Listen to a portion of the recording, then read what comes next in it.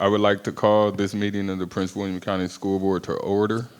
Due to the unexpected technical issues with our online board meetings platform, board members will vote tonight by a show of hand, and the clerk of the school board will record the votes. A motion is now in order for the approval of the meeting agenda. Mr. Chairman, Ms. Zagapur, I move that the Prince William County School Board approve the meeting agenda. do I have a second? Mr. Jesse seconds. Any discussion? Please vote by hand. 5 yes, 2 not present at vote. Williams, Wall, 1 absent. Lateef, motion passed. Moving on to a motion to enter closed session. A motion is in order, Ms. Zagapur. Mr. Chairman, I move that pursuant to the Virginia Code Section 2.2-3711 and 2.2-3712, the Prince William County School Board enter closed session for the following reasons. 1, to discuss with staff the assignment, appointment, promotion, performance, demotion, salaries, disciplining, or resignation of specific public officers, appointees, or employees of any public body pursuant to Virginia Code Section 2.2-3711A1. 2, to discuss and consult with legal counsel regarding requests for religious exemptions pertaining to specific students under Virginia Code Section 2.2-3711A, Section 2.2-3711A, 2 and 8. 3, to discuss with division counsel and staff actual or probable litigation and specific legal matters involving staff, students, and other civil litigation involving the school division under Virginia Code Section 2.2-3711A, 7 and 8. Code 2.2-3711A 29, and 4, to discuss and receive briefings by staff members related to the security of school facilities, the safety of persons using such facilities, and actions taken to respond to such matters where discussion in an open meeting would jeopardize the security of such facilities pursuant to Virginia Code Section 2.2-3711A 19. Thank you, Ms. Zagapur. Do I have a second? Second. Mr. Jesse seconds. Any discussion? Please vote by hand.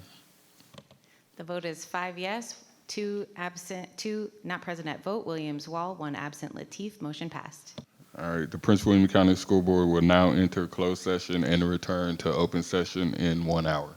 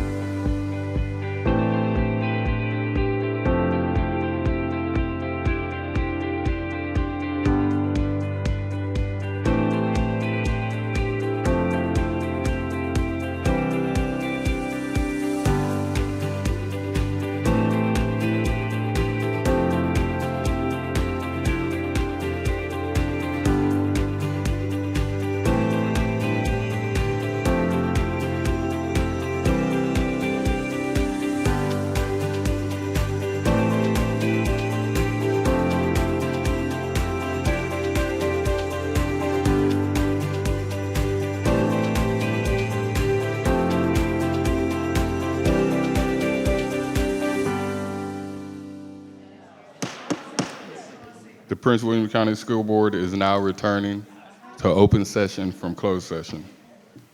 A motion is in order for 8.01 closed session verification. Vice Chair.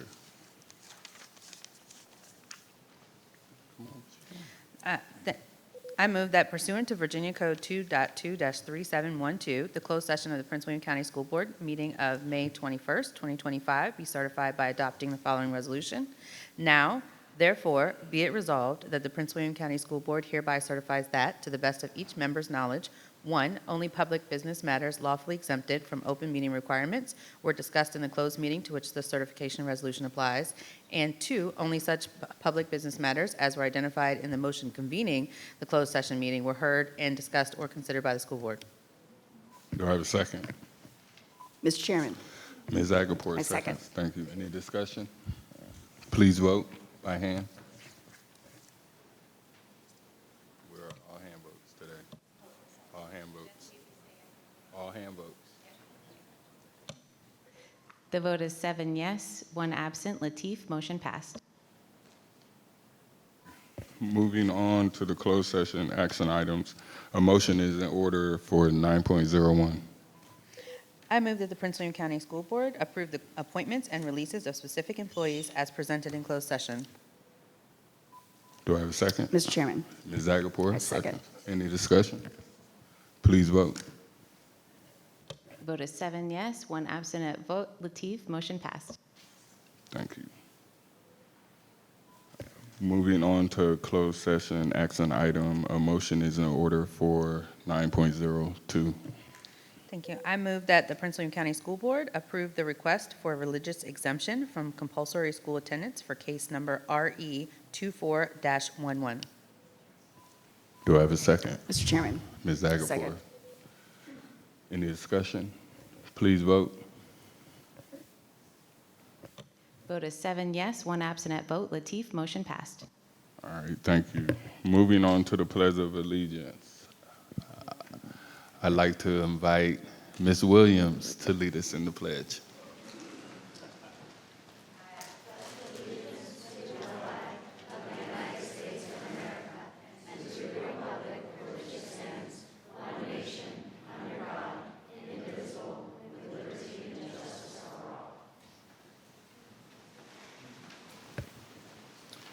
Thank you. Okay, where we at? Moving on to Thriving Futures Focus. Good evening. Thriving Futures Focus is an opportunity to highlight the exemplary work being accomplished in our schools, fulfilling our vision that every student will graduate on time with the knowledge, skills, and habits of mind necessary to create a thriving future for themselves and their community. We dedicate this time during our meetings to recognizing students, staff members, and schools that have earned an honor or an award at the state or national level. We appreciate how these honorees have positively represented Prince William County Public Schools, and the school board is proud to recognize them publicly for their accomplishments. Tonight, the school board will recognize 4 awards that highlight the quality and care of our PWCS staff and schools. We will begin with Ms. Stradinick of the Brentsville District for the first 2 recognitions. Thank you, Mr. Blake. The Brentsville District would like to first congratulate Patriot High School's Amy Dignan for receiving the 2025 Teacher of Excellence Award from the Southeast Region American Driver and Traffic Safety Education Association. This award is given for outstanding teaching and service to driver and traffic safety education. A vital part of learning for our inexperienced drivers is that this knowledge not only teaches our students proper driving etiquette, but also compassion for those drivers, cyclists, and pedestrians who share the road and sidewalks. As some of you may remember, Ms. Dignan was also named Virginia Association of Driver Education and Traffic Safety In-Car Teacher of the Year in 2024. Ms. Dignan is accompanied here tonight by Patriot High School's Assistant Principal, Chris Brown. At this time, I would like to invite Ms. Dignan to share a few words. Good evening, esteemed school board members and Superintendent of the Schools, Dr. McDade. Thank you so much for this opportunity to be recognized. I am incredibly honored to receive the Southeast Region ATSTIA Teacher of Excellence Award. This recognition means so much to me, and I'm grateful to be a part of a school division that values driver education and traffic safety.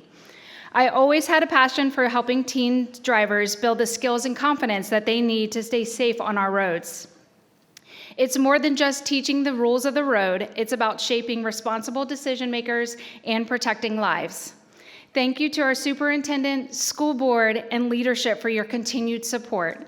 And to my colleagues and students, thank you for inspiring me every day with your dedication and drive. This award is a reflection of the work that we do together to make our community stronger and safer. Thank you.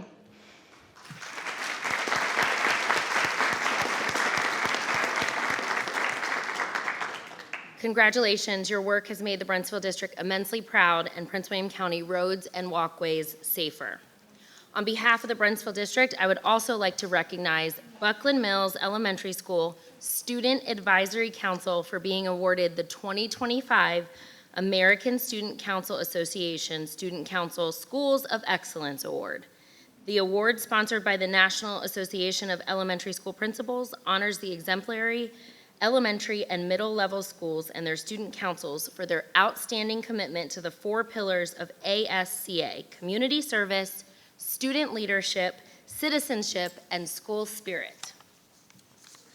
Buckland Mills is represented tonight by Principal Manaxio Dedra, Instructional Technology Coach Laura Shallow, and 4th grade teacher Courtney Warnell. At this time, I invite Principal Odedra to introduce the students here and to share a few words on this award.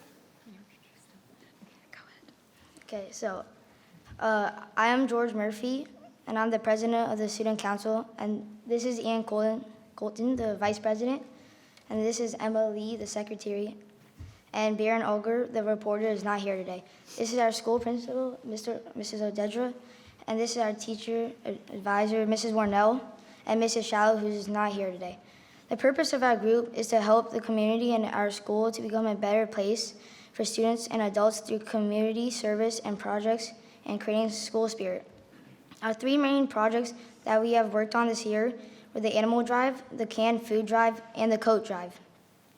In the Canned Food Drive, we donated 696 pounds of canned food to the Haymarket Food Pantry just before Thanksgiving, so that our community would be able to enjoy the holidays.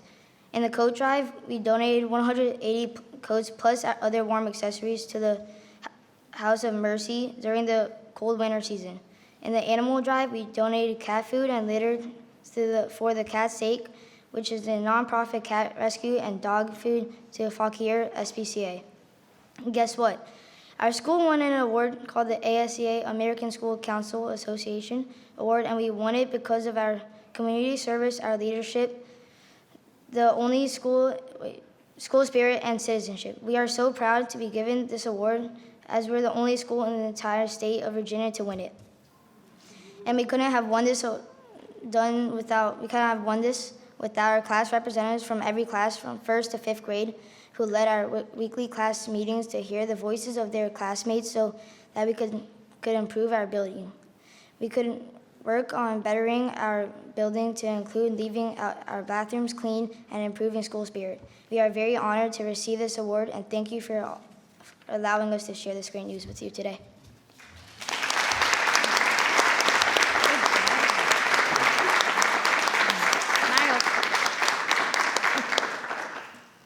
Would either of you like to speak as well? Or are you okay? Okay. Congratulations, Buckland Mills, and thank you for coming. Wonderful, wonderful. Congratulations to the Brentsville District. Ms. Wall. Thank you, Mr. Blake. The National Merit Scholarship Program, established in 1955, is an annual academic competition that recognizes and awards college scholarships to high school students. I am honored to share that the National Merit Scholarship Corporation named Daniel Cho, a senior at Battlefield High School, as a 2025 National Merit Scholar. Daniel emerged from a pool of over 15,000 exceptional finalists and is among the 2,500 students nationwide to receive the prestigious National Merit $2,500 scholarship. While Daniel could not be with us here tonight, we do want him and our community to know how proud we are of his accomplishment.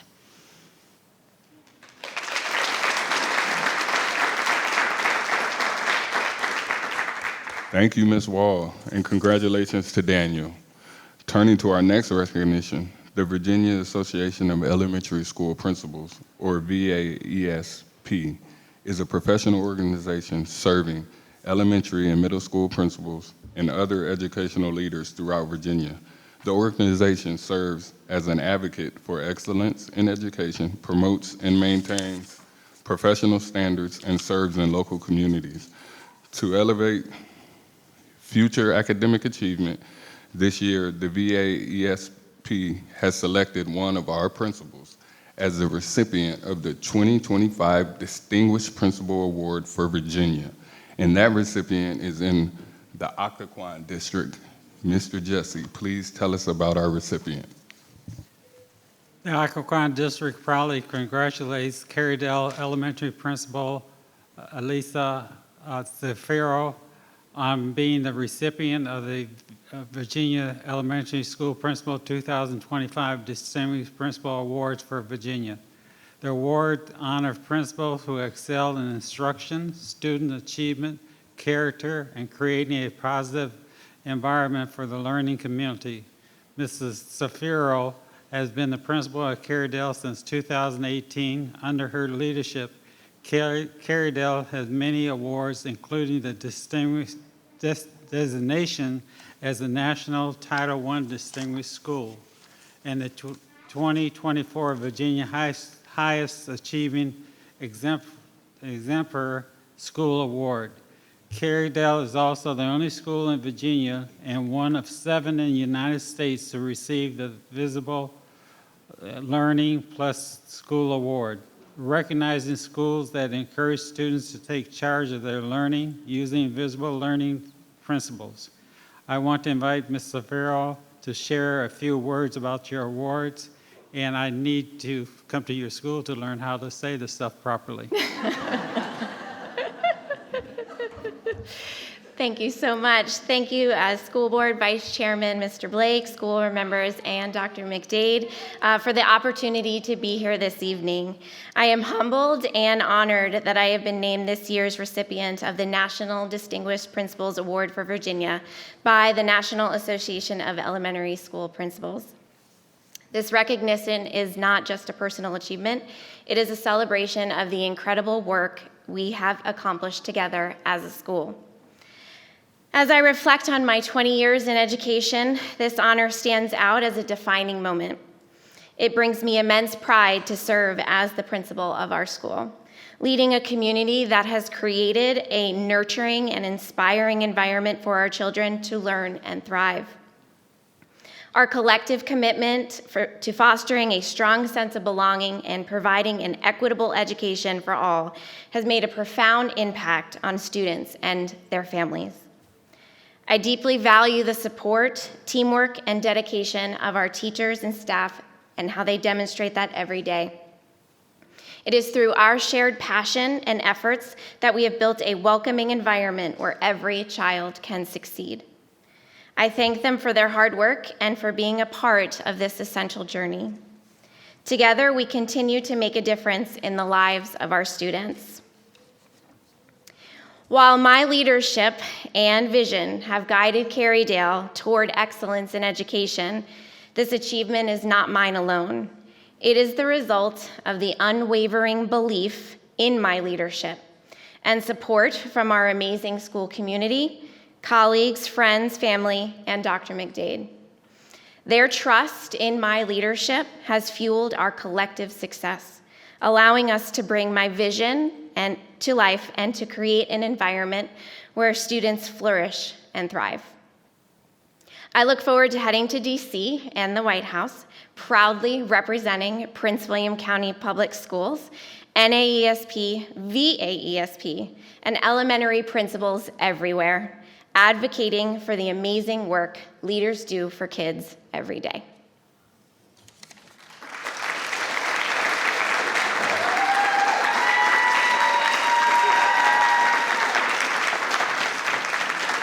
Congratulations, Principal Zafiro.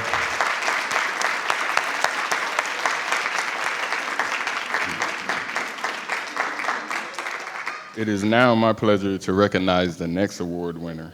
The Neabsco District would like to recognize Neabsco Elementary School Counselor Lydia Larimore for being selected as the 2025 Virginia School Counselor Association's Elementary School Counselor of the Year. This honor recognizes the outstanding and exemplary work of Ms. Larimore and the life-changing work and dedication to counseling students, families, and staff in PWCS.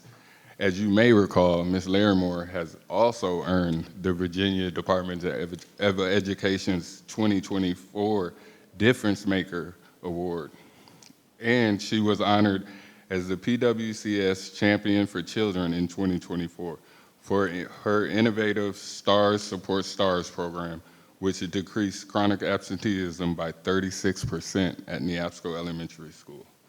We recently learned that the Virginia School Counselors Association has selected Ms. Larrymore's application to move forward for consideration at the national level for the American School Counselor Association National School Counselor of the Year. Congratulations. We know you will. Yes. We know you will represent PWCS very well on the national stage. NEAPSCO is represented tonight by Principal Brooke Levesque and Lydia Larrymore. I wish to invite Ms. Larrymore to share a few words on this accomplishment. Yeah, she don't like that. Oh, thank you for the warm welcome. Good evening, Dr. McDade, Dr. Flanard, Ms. Worley, Mr. Blake, and the members of the Prince William County School Board. I'm honored to stand before you as the Virginia Elementary School Counselor of the Year, a recognition made even more meaningful by the VSC Committee's nomination for the ASCA School Counselor of the Year award. This journey has been shaped by many who encouraged, inspired, and prayed over me. I started my career as a school counselor just 4.5 years ago, driven by a deep desire to serve students during one of the most challenging times in our history. But obstacles don't define us. They help us grow, just like how a seed pushes through with the dirt to become a strong and beautiful tree. At NEAPSCO Elementary, we believe in empowering our students to thrive, not just to survive. When faced with ongoing chronic absenteeism and possible accreditation deferment, I drew on personal experiences and created the Stars Supporting Stars peer mentorship program, where 77 fifth grade students embraced a simple yet powerful idea: checking in with younger peers. The result, it was 36% in 5 weeks, but by the end of the year, it was 44% reduction in chronic absenteeism and a ripple effect of achievements and success that garnered attention even beyond Virginia. This recognition, therefore, belongs to all of us. NEAPSCO's admin team, Mrs. Levesque, Ms. Carrington, Ms. Cunningham, my creative partners, Larisha, Diana, Magda, Allison Scott, Ms. Black, Ms. B, who's also here tonight, and all the dedicated teachers and staff, families, and community members committed to student growth. You are rock stars. To the incredible student services and college and career support staff at the KLC, Denise Huebner, Becca Schlater, Annie Henry, Lisa James, Brianna, Alyssa, Anaid, Yannette, your unwavering support fuels this work. To my husband, Maddie, and our boys, Ethan and Luke, thank you for your love and understanding of the time and energy that I pour into my work, coming home late even. I love you very much. And to my students, you inspire me every day with your resilience, empathy, and growth. Together, we lead. We listen, encourage, adapt to your unique learning styles to develop an inclusive, supportive learning environment where every student can shine. NEAPSCO Stars, we lead together. Prince William County School Boards, thank you again for having me here tonight and for leading with us. Thank you.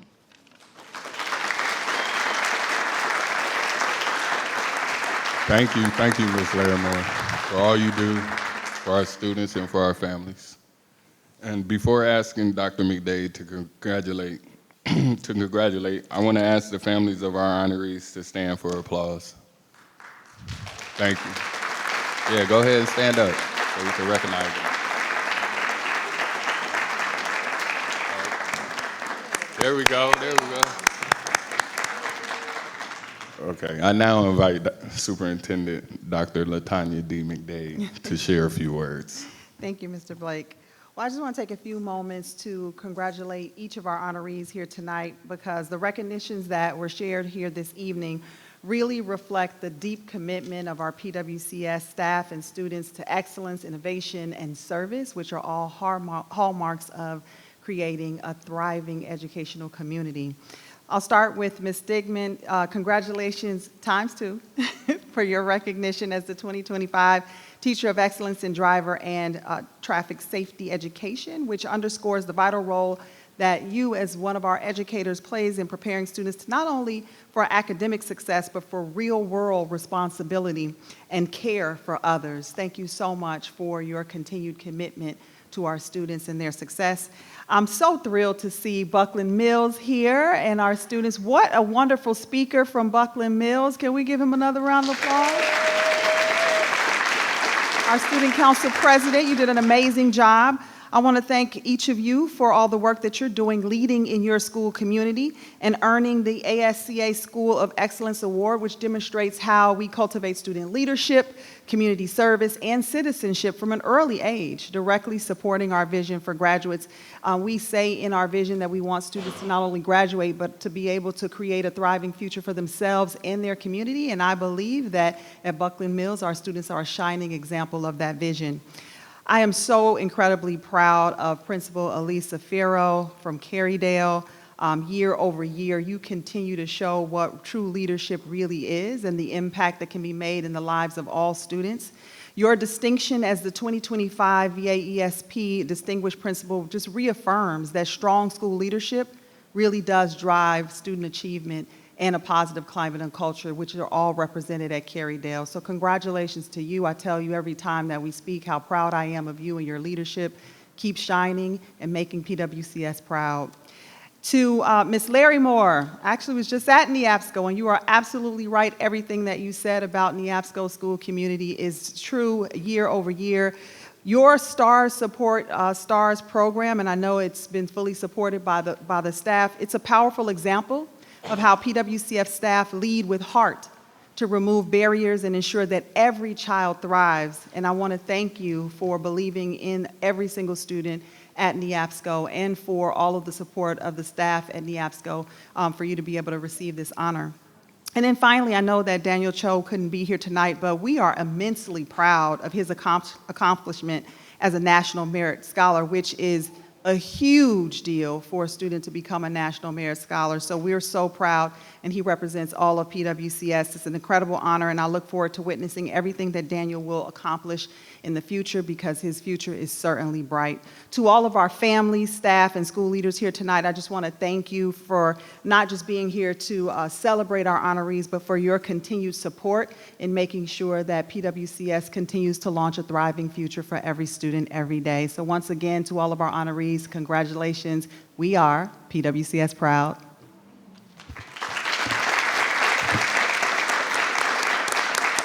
Thank you, Dr. McDade. At this time, I invite all our honorees to come forward for a group photo with the school board and receive a token of our appreciation. We'll begin with Amy Dignan.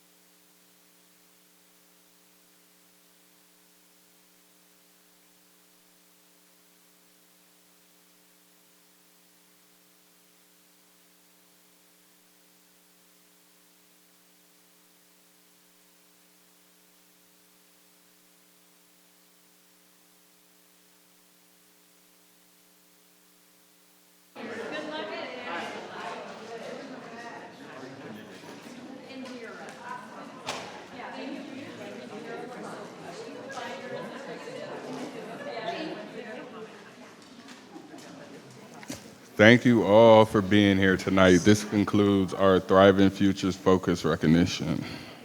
Okay, where we at? Now moving on to 12.01, adoption of the consent agenda. Mr. Chairman, I move that the Prince William County School Board approve the public meeting consent agenda as recommended. Do I have a second? Mr. Chairman, Ms. Zagapur. I second. Any discussion? Please vote. We're still voting by hand. We're voting by hand. The vote is 7 yes, 1 absent. Lateef, motion passed. Now we are moving on to 13.01, approval of acknowledgements and recognitions. Vice Chair. Mr. Chairman, I move that the Prince William County School Board approves the adoption of the acknowledgements and recognitions as recommended. Do I have a second? Mr. Chairman, Ms. Zagapur. a second. Any discussion? Yes. Yes. I just want to say we are recognizing Caribbean American Heritage Month, LGBTQ Pride Month, I'm sure that's what you wanted to mention, National Immigrant Heritage Month, and 2025 Internal Audit Awareness Month. That's clearly the most interesting one, yeah.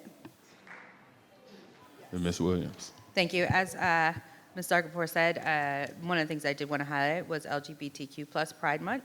I think now even more is an important time to remind our school community, meaning our students and our staff, that we continue to be supportive, and there has been no changes from us as to how important it is to recognize difference and how valuable a contribution you make to our school community, be it student or staff. Thank you. Ms. Wall. I wanted to highlight Internal Audit Awareness Month. I'm going to make some comments on that later when I give a committee update, but I just want to thank our Office of Internal Audit for all they do. Oh, we don't? I will make it. Okay. Sure. Let me get my notes. Sorry, I have some notes on this, so I want to make sure I don't miss. Okay, I will give the committee update in June.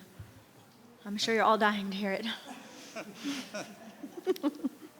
But I will say that internal audit is a very important function of local government. And it doesn't get a lot of attention, but it gets a designation as May as Internal Audit Awareness Month. It's a vital part of strengthening organizations and protecting stakeholders. And it is key to helping identify and manage an organization's risks and ensuring policies, procedures, and controls are in place and working appropriately. And our auditors, we have a small office. We have 2 auditors in our office. They are independent, objective professionals who help us improve our operations and achieve our goals. And I believe they are integral in achieving all of the commitments in the strategic plan. So I just want to thank them for everything that they do. It really does make us a better school division. And a lot of that work, like I said, is in the background, but they do support every aspect of our strategic commitments, and I want to thank them for their efforts. Thank you, Ms. Wall. Please vote.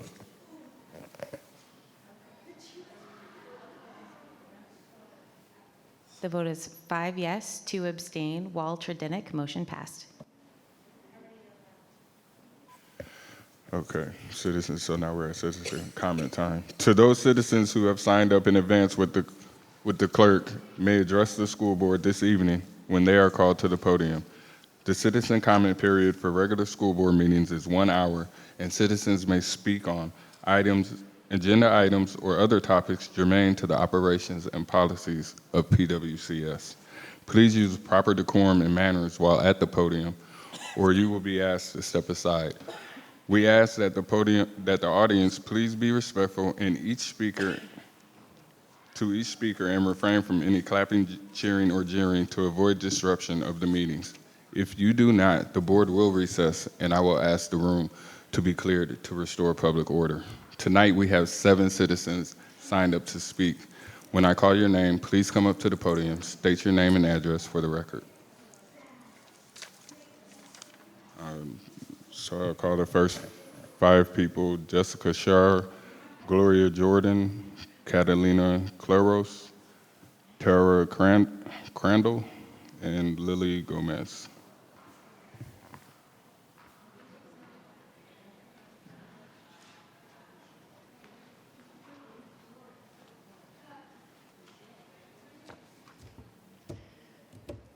Good evening. I'm here tonight to talk about food insecurity and the urgent need to protect access to school meals for students in Prince William County. According to the most recent report in the DMV region, Prince William County has the second highest rate of food insecurity, with 43% of households affected. Even more concerning, 40% of those households have children, and more than 16,000 children are food insecure in Prince William County. Right now, Congress is considering significant cuts to SNAP and Medicaid.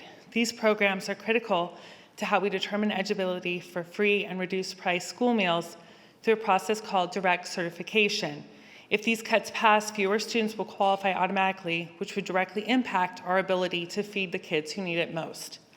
This puts at our risk participation in the Community Eligibility Provision, or CEP. So CEP allows the schools to serve free meals to all students if at least 25% of the students are directly certified. If Congress raises that threshold, or if direct certification numbers drop, many of our schools will lose their CEP status. While current eligibility is locked in until 2028, changes made right now will affect future qualifications.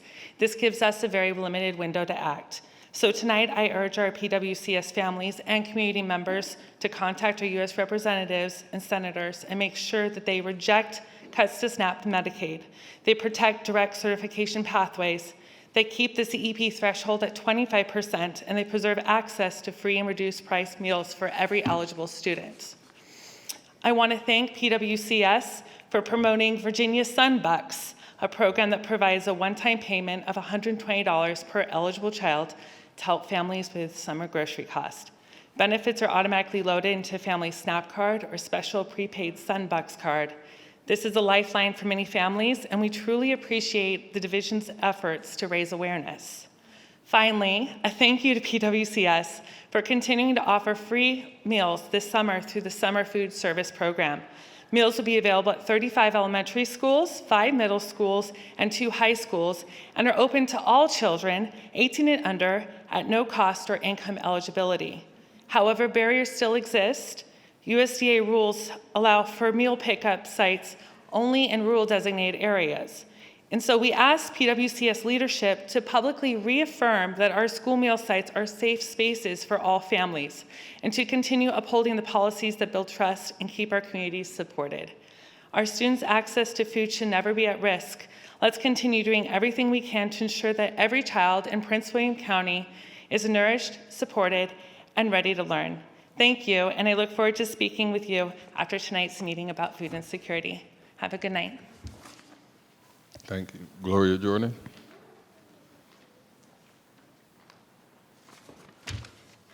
Good evening, school board members and Dr. McDade. My name is Gloria, and my address is on file. I want to express my gratitude to our teachers, social workers, counselors, principals, and nurses for their incredible dedication to our students. A few weeks ago, the federal government announced a $1 billion cut to school mental health funding. Your ongoing commitment to maintain a nurse in every school, provide trauma-informed training for teachers, ensure access to special education, and provide mental health resources are vital to student well-being. Public money should fund public schools and the essential programs our communities rely on. Please continue to fund student mental health regardless of what the federal government does. According to the American Psychiatric Association, teachers rank gun violence, mental health, and cyberbullying among their top concerns facing students. Maintaining and expanding free mental health resources directly addresses these issues for both educators and families. However, I've experienced difficulties locating these free services in PWCS, and many other families face that same challenge with access. I urge the board to make these vital free resources more visible in schools, on our county website, and in multiple languages to better serve our diverse community. Please continue prioritizing mental health and support for our students, regardless of federal decisions. Public money belongs in public schools. I want to thank the educators at Benton Middle School who assured me they would uphold the law and do what's best for students, regardless of the federal cuts to the Department of Education. Because of their ongoing support and my daughter's own hard work, my daughter with ADHD and a learning disability was recently invited and accepted to join the Junior Honor Society. I also want to recognize the incredible professors at the Governor's School at Innovation Park. My graduating senior excelled in that environment, and I am so grateful for these public specialty programs that meet the needs of diverse learners. As a young mom in my 20s raising a gifted child, I was overwhelmed. He was smarter than me in 3rd grade. While private school built his work ethic, it couldn't meet his intellectual needs. More work does not mean stimulating or innovative learning. Thanks to the gifted programs in this county, he earned over 20 college credits, went to prom, built robots, and just got to be a kid while still being academically challenged. He's earned hundreds of thousands of dollars and will attend the University of Michigan to study aerospace engineering. You helped make that possible. PWCS sees every type of students and helps them thrive. From the bottom of my heart, thank you for keeping public funds in public school. This mama is grateful. Thank you.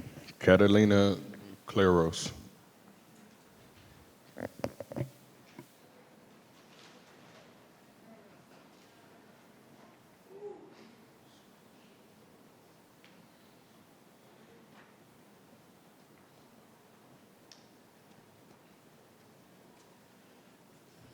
Good evening, Dr. McDade and school board members.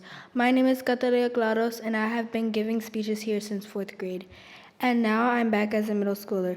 Being in middle school has stressed the importance of leisure time/recess in the school day. Students in middle school are more disrupted and distracting, which can also affect other kids' learnings. But if we had a break/recess period in the school day, kids would get their energy out. People say that's what PE is for, but PE is a required class that is also graded, and not everyone does well in PE. Some of the reasons our recess initiative has been denied are the following. PWCS was one of the shortest school days in Virginia. Limited teacher support. Principals need to allow prayer times for diverse populations. 32% of middle school students are below grade reading level. We are still fighting for recess for PWCS middle schoolers. Thank you for your time. Thank you. Tara Crandall.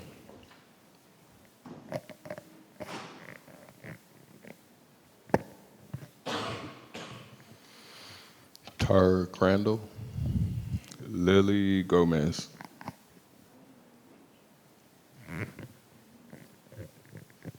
Anissa Story.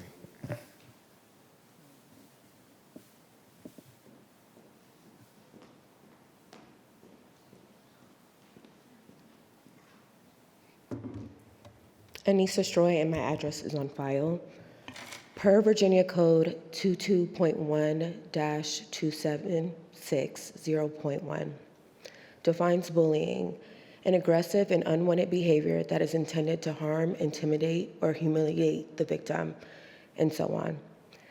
My daughter experienced threats, insults, humiliation, teasing, and pushing, all which are considered bullying behaviors. However, I was told repeatedly that what she was experiencing was not getting bullied. Another student at Covington Harper was violated when student A looked over the bathroom stall while student B's genitalia was exposed. Administration felt this incident did not need to be reported. Keep in mind there is no bullying prevention coordinator currently at Covington. PWCS has a commitment to organizational coherence. However, what are the checks and balances in place to eliminate not only just bias, but personal opinion when disciplinary action is needed?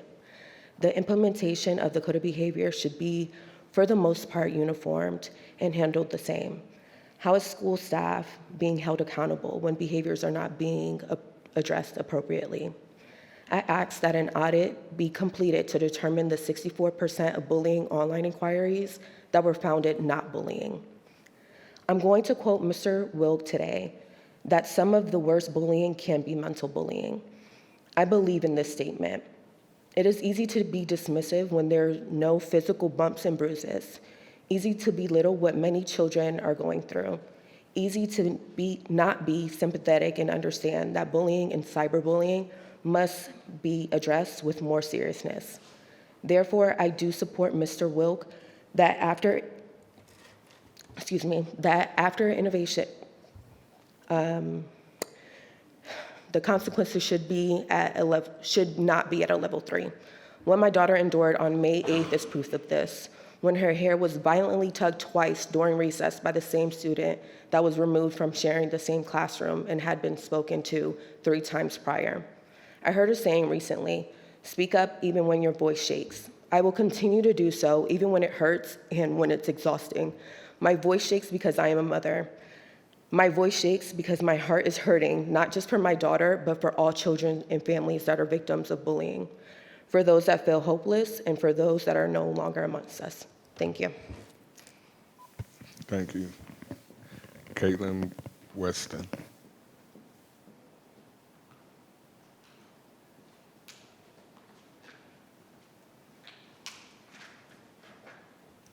Dr. McDade and members of the school board, my name is Caitlyn Weston and my address is on file with the clerk.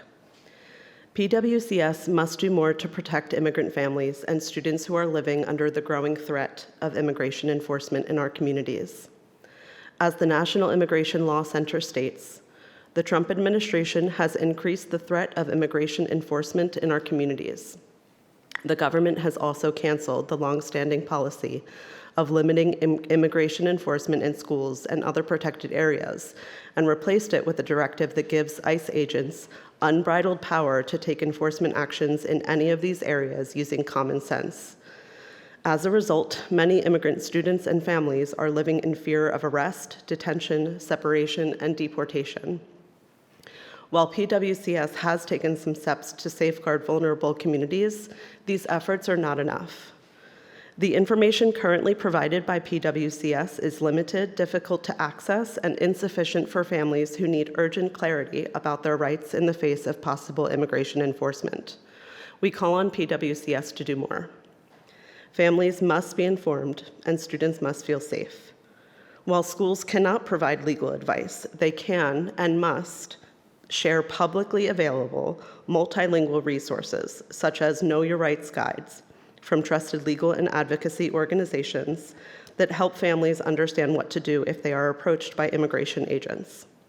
65 community members have joined us in signing the following petition. We are reaching out to urge you to take additional actions in support of immigrant students in our community. It's important that all students in our district, regardless of their immigration status, feel safe, supported, and protected. Here are additional steps you can take. 1, define and mark private school areas, anything past the visitor's side of a school front's desk, to uphold Fourth Amendment rights. 2, require all guests, including law enforcement, to pass through an administrative office. Officers must present a valid judicial warrant or subpoena for review before entering the school. And 3, provide Know Your Rights materials, posters, and trainings to educate immigrant students and families on their rights. Other districts across the country, including Arlington, Fairfax, and Loudoun counties, are providing general resources to their families, and we need to do the same. Please live up to your promise of protecting every student. I have a copy of the petition to share with you this evening, and I will be following up with an electronic copy for your records. Please take the time to review each petitioner's comments. Thank you for your time and attention to this important issue. Thank you. Thank you. I'd like to turn it back over to Dr. McDade for agenda item 15.01. All right. So at the last board meeting, Mrs. Huebner presented the 25-26 Code of Behavior. And so tonight is the night for the board to take action on this policy. We can take questions if you have any additional questions beyond the presentation questions from the last meeting. Mrs. Huebner will not be presenting anything new this evening, but is here to answer any additional questions that you might have. I do want to make note that there was one question that was posed prior to that I want to address up front around students with special needs. So, and I do believe Ms. Huebner is prepared to answer this. I know Dr. Ryer's not here, but the question was really around students with special needs in terms of discipline and the difference that maybe some parents are not clear about in terms of the code of behavior and how it applies to those students that may have a disability that affects the consequences that may be administered when there's an infraction. Sure, absolutely. You've heard me talk before that all discipline requires us to consider the age, developmental ability of the student, circumstance by circumstance. Additionally, when there are certain infractions that occur for a student with a disability, we also have to consider, is this a manifestation of their disability? So meaning, is this occurring or happening because or related to their disability? And in that situation, the consequences would be different. It would be a learning experience. It doesn't mean that we don't still address the behavior, but in certain situations, we would not apply the same sanctions that we would for a non-disabled peer. I do also want to, just to build on that, I am not Dr. Ryer because she's really amazing and would probably have a more comprehensive answer, but also I wanted to just note that behaviors, when that does occur, we do address that through the IEP process. So there are certain aspects of doing an FBA, a functional behavior assessment, or a behavior intervention plan. So it's not that behaviors go unaddressed, it's just we address them differently through supportive measures. Thank you, Ms. Huebner. Mr. Blake? Yes. Any questions that the board might have on this policy? We're going to do the motion and then discussion. All right. Do I have a motion for agenda item 15.01, the proposed 2025-26 Code of Behavior? Mr. Chairman? Yes. I move that the Prince William County School Board approves the proposed 2025-26 Code of Behavior. And do I have a second? Mr. Chairman. Ms. Aguilar seconds. Any discussion? Mr. Wilk. Of course. Miss Huebner, I know you're going to miss me, and I'm going to miss you. This is our annual little event. No longer, now you're not the COVID queen anymore. We moved past that, so we're now going to miss you on the code of behavior as well. I know your staff spent an inordinate amount of time working on this, and I'm very appreciative. I'm very appreciative for the easy-to-read charts. I know that was a recommendation. Actually, I think a lot of the recommendations were implemented in regards to some of the areas with the code of behavior. And just going to reiterate my points. These are not questions, of course. This is my little sage on a stage before the vote. Focusing on a couple different areas and just reiterating my concerns. And my concerns are more about the severity of discipline. It's not so much the consequences necessarily that are laid out, but where the consequences start or where they might end. I want to pay a little bit of attention to assault and battery. I understand that legislation may not require a mandatory report to law enforcement, but I think we as a school system should make any type of assault and battery or causing physical injury to another person, or most especially striking staff, the use of force against staff member when no injury is caused, as a requirement for police report. I think, and it's not just here, overall in society there's been a degradation against the profession of educators and teachers all across the board in this country. And I've seen it in the severity and the levels of respect even since I've left the classroom in 10 years. And again, this is not just for us. This is kind of more a societal thing. And, often in issues when it comes to discipline and behaviors, the teachers in a sense become like the punching bags. They're put on social media, they're put on blast. It seems like they can't do anything right in the eyes of some in the public. And not only is this degradation with students, but in a lot of cases it's the adults, the parents. I think gone are the days, I feel like maybe I'm a boomer when I say this, but 30 years ago, if a teacher called my parents, there was going to be an issue. At least it was going to be addressed, and there wouldn't be the automatic assumption that the teacher was wrong and did something to your child. So when those assumptions or those decisions are made even before a conversation occurs, I see that as problematic. And again, that's not just us. This is a societal issue. So I feel in the sense of, especially if you look at striking a staff member, I don't think it should be incumbent on the teacher to have to decide if they want to call the police and press charges. I think that's something we can take off them and have that decision made by someone else and not necessarily put that on the staff to have to make that decision should they be assaulted by a student, especially at the 6-12 level. I think, again, the K2, 3, 5 is a little bit different, but if you've hit middle school and you're assaulting your teacher, I think we're at a different point of contention there. Next area, second area, and then I'll go to 3, and then I'll be done. Board members, don't worry. It was said 2 weeks ago, the normalization of bullying, which really stuck out, and that's why I have it written down from last week. This has been an ongoing issue of mine when it comes to bullying. I understand we are obligated in most senses to follow some of the state regulations as it pertains to bullying and the severity sometimes of discipline. I'm concerned when we look at various things, and I think it was flagged earlier, I'm concerned about what happens after intervention. Because when I look at the chart, when I see the bullying first initiate, that it can be options starting at level 1, 2, and 3, then it goes to about the 3. But then after intervention, there is still the opportunity for a principal can give that child a level 1, 2, or 3. I personally disagree with that.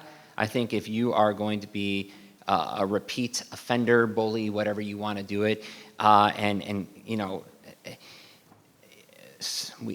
said this 2 weeks ago about the unfortunate, the horrible tragedy of people who take their lives because of bullying, cyberbullying, mental bullying. Bullying can be pernicious and can be something that could really destroy lives and families.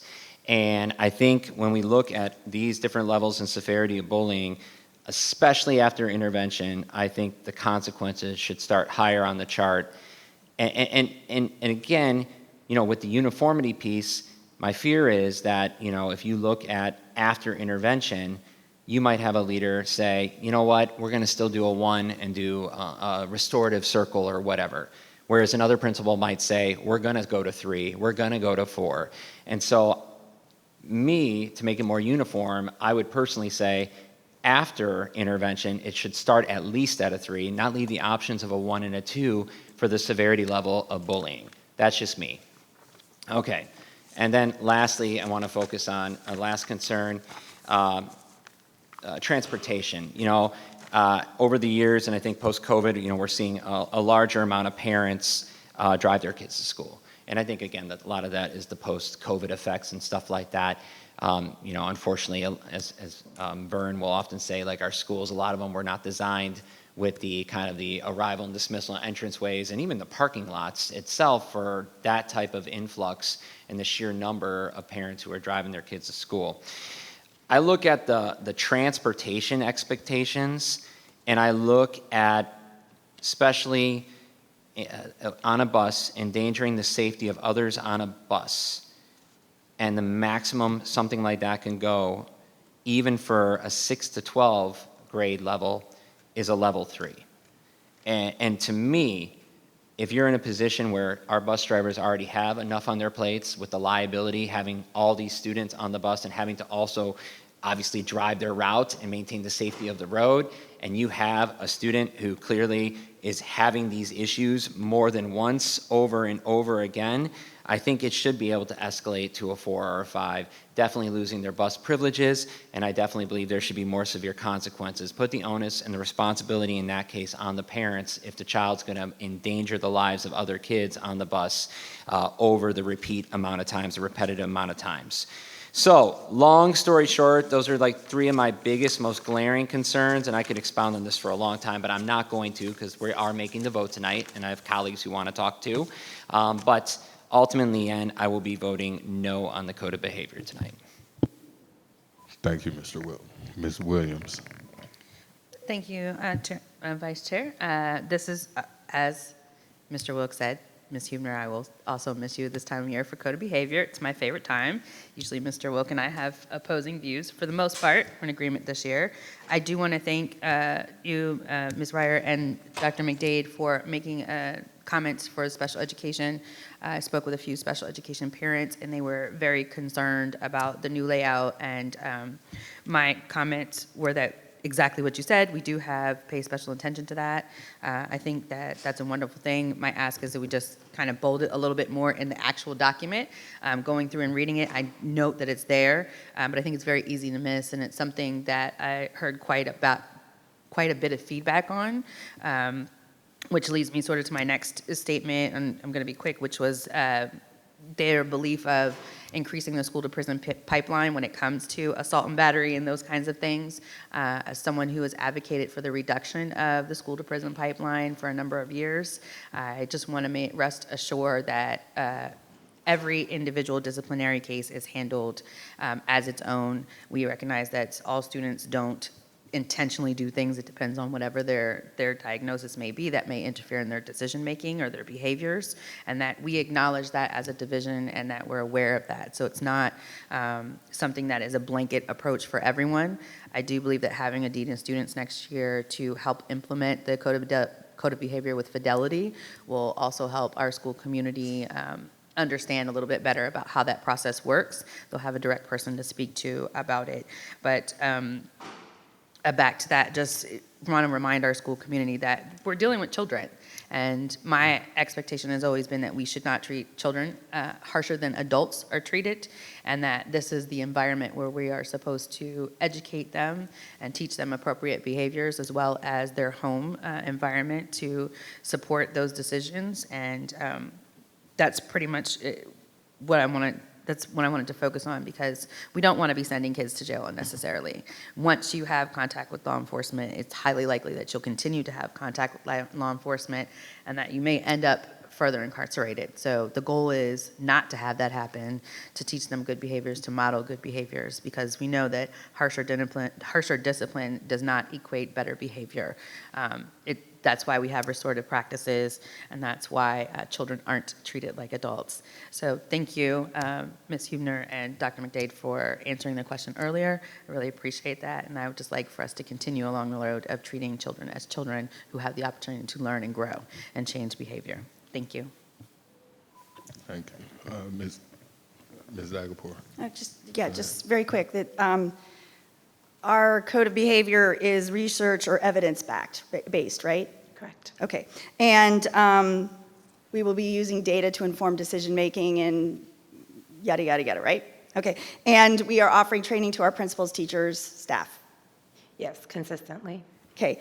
And when it comes to anti-bullying, we want to reduce the incidence, so we want to be proactive by offering social support, peer groups, group activities, do social skill training, things like that. That would start in elementary, presumably.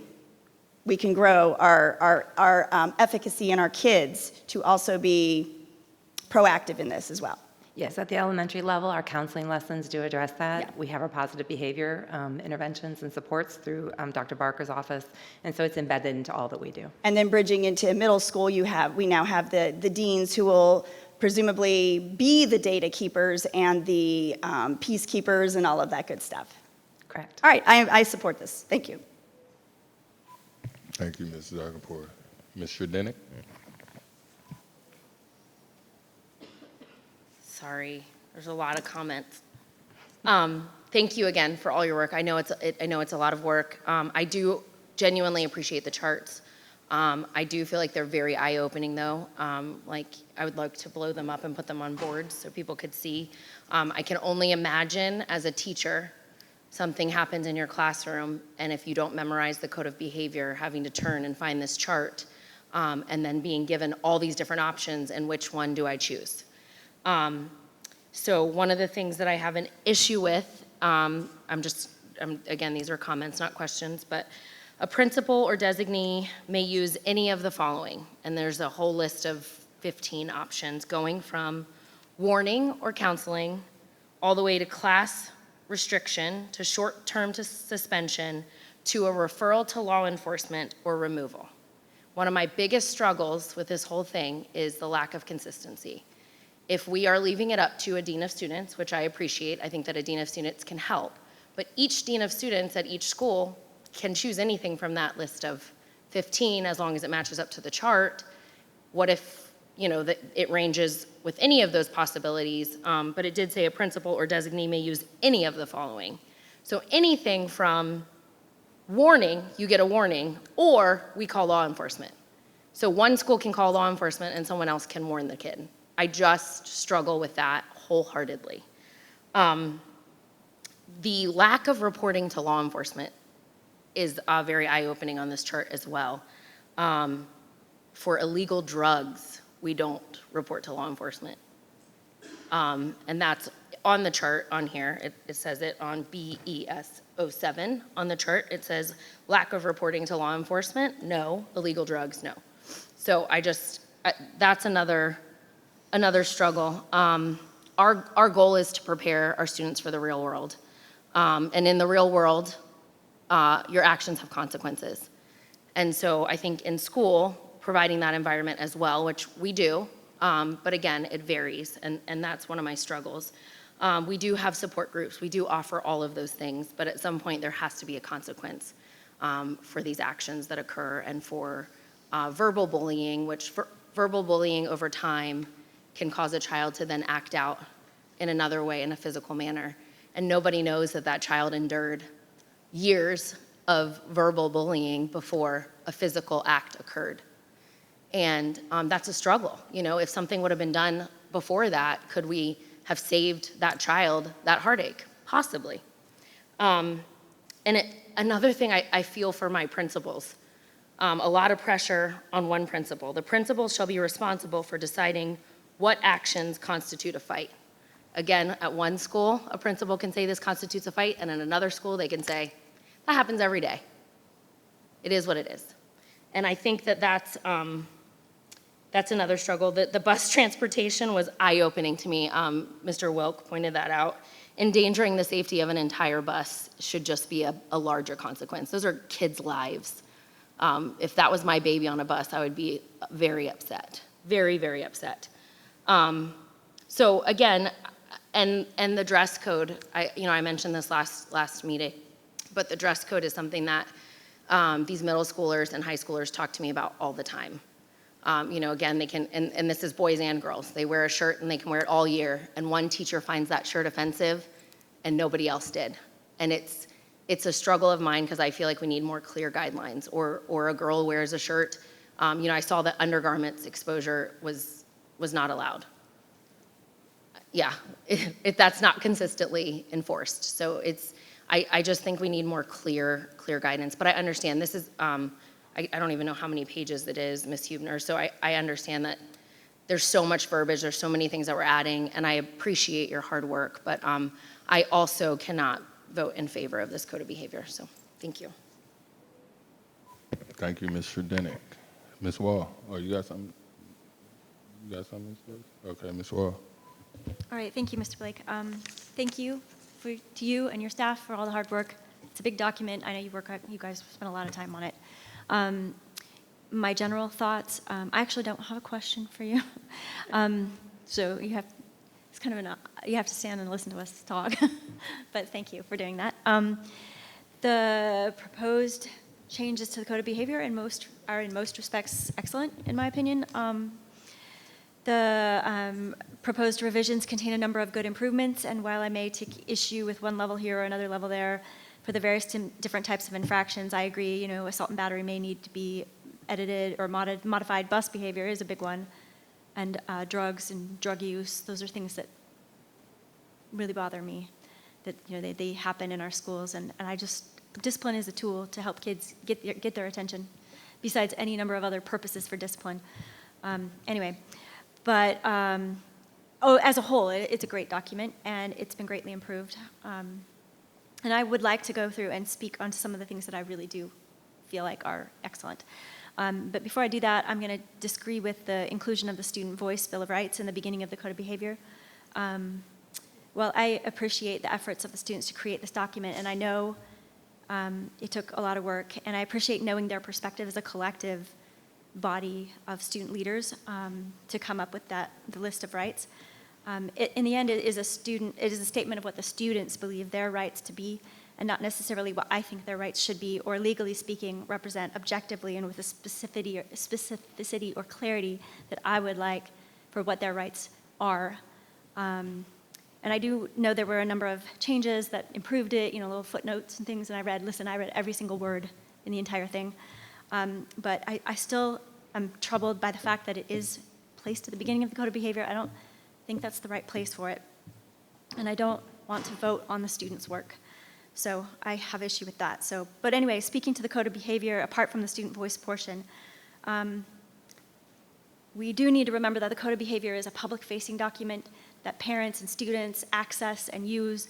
There are other documents and other guidance for principals and leaders of schools and who are involved with discipline and all the other aspects that, obviously it correlates, but this is our public-facing document. And as a result, I think it does accomplish those purposes. I'm really glad to see the inclusion of the unauthorized possession or use of cell phones or personal electronic communication devices in the Code of Behavior. In past years, this was an issue for me. I was like, where does it say, how can we behave with cell phones in school?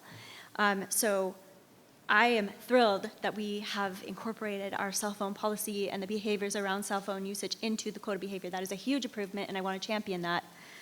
I also am glad to see the unauthorized. It says the title was unauthorized or misuse of technology. I'm going to give you a suggestion. I do think the headline should be edited to say unauthorized use or misuse of technology. Makes more sense that way. That's on page 45.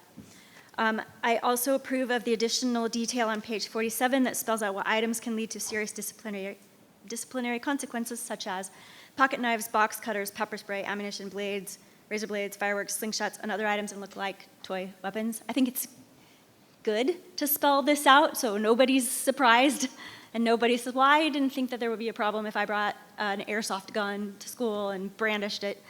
I also approve of the language made in the categories of behavior on page 63. That language, whoever worked on that and put that in, that included rationales and explanations, I think that is helpful because if somebody takes the time to read through entire 63 pages of the Code of Behavior, which they're supposed to, they'll understand more the rationales for what we're doing.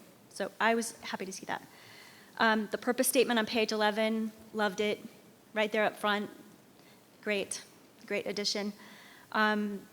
Including the section on monitoring PWCS computer systems and networks and safety screening technology, I felt like that was an excellent addition. Very necessary to have that in there. I'm glad to see it there. Boy, I have a lot. I'll try to shorten it. I appreciate the definitions of the disciplinary penalties being spelled out. I think that's really helpful for families and students.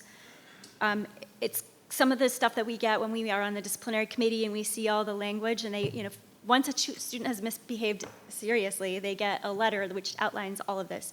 But now that language is in the Code of Behavior, which again improves transparency.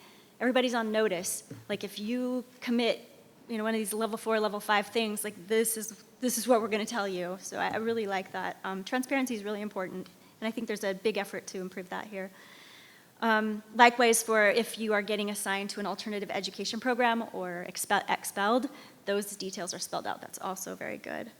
The edits to the level responses are also helpful. I do like the SBAR codes being included in there. The tables are easily accessible. You can see kind of the range of discipline options that are available for student or for building administrators within reason. I mean, some have lots of X's in the boxes and some are very narrow.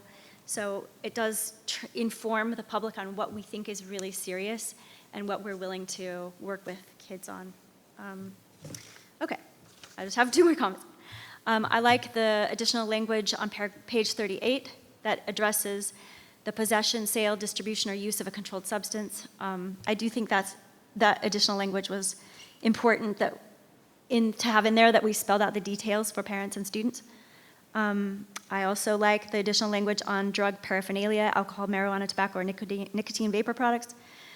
In my opinion, drug use and abuse is serious. And unfortunately, we do have this problem in our society, and a lot of kids think it's not that serious, and they will do these things in school. So if there were a category where I'd like us to be a little tougher, that might be the category, but I do understand that we have great substance abuse specialists who are helping us work on the front end, putting up the fence at the top of the cliff instead of the ambulance at the bottom. So I do appreciate that. So for all of those reasons, I'm just highlighting what I think is an improvement in the code of behavior, and I wish to thank staff for all of those thoughtful additions. Holding in reserve my primary concern, which was the Student Bill of Rights, or whatever it's called, the Student Voice Bill of Rights, ended up in there, which I don't think it should be in there, and I don't want to have to vote on it. So anyway, but I do appreciate the students' efforts. Thank you very much. Thank you, Ms. Wall. Go, Mr. Jesse, and then you, Mr. Dennett. I'm gonna go ahead, Mr. Jesse, and then Mr. Dennett has another. I think the problem we have is that we're dealing with people. You got 100 schools. You want everything to be exact in the same way and everybody to come to the same conclusion all the time. It's not going to happen. It will never happen. We have a policy that we're putting in place here that covers a lot of areas. And as you can see, even on an 8-person board and 7 members here tonight, you're not going to get total agreements. But I do think that we have come up with some reasonable agreements and things that can be amended or changed later. So to not vote for this policy at this point in time, I think, is not the proper way to go. Because to get it to exactly the same way you want it is probably going to not work for somebody else on board. So I think we can deal. I definitely do not feel that every fight should be reported to the police department. I would have been probably in trouble. I was never a big fighter, but I did get in a fight and started the fight when I was in high school, which was out of character for me because I was considered a goody-goody kid. But every now and then, but to call the police department every time is going to be difficult for the police department, and it's just something I don't think we should do. But I do think, and I will support this tonight, but I think we have to be realistic. And I think, in my opinion, some of our board members you want things that can be changed later, but it should not be a reason not to support this tonight. Thank you. Thank you, Mr. Jesse. Mr. Dennett. I did get a few questions from constituents about the Student Voice Bill of Rights. And I just feel the need to read this statement because I did read this to a couple of parents that were also concerned about the Student Voice Bill of Rights. And I know you all spent a lot of time doing this, but at the bottom of the document, it says, the Student Voice Bill of Rights is a document created by Prince William County students communicating to the school board, Prince William County School Administration, and parents, the student body's collective views of their needs and expectations that being met would allow them to achieve academically, to feel safe, and to participate as stakeholders in the school community.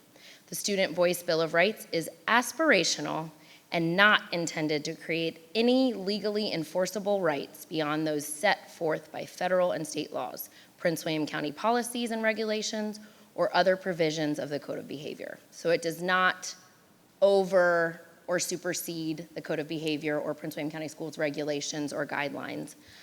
So I do support the fact that the students did put this together and that they have a collective voice in this.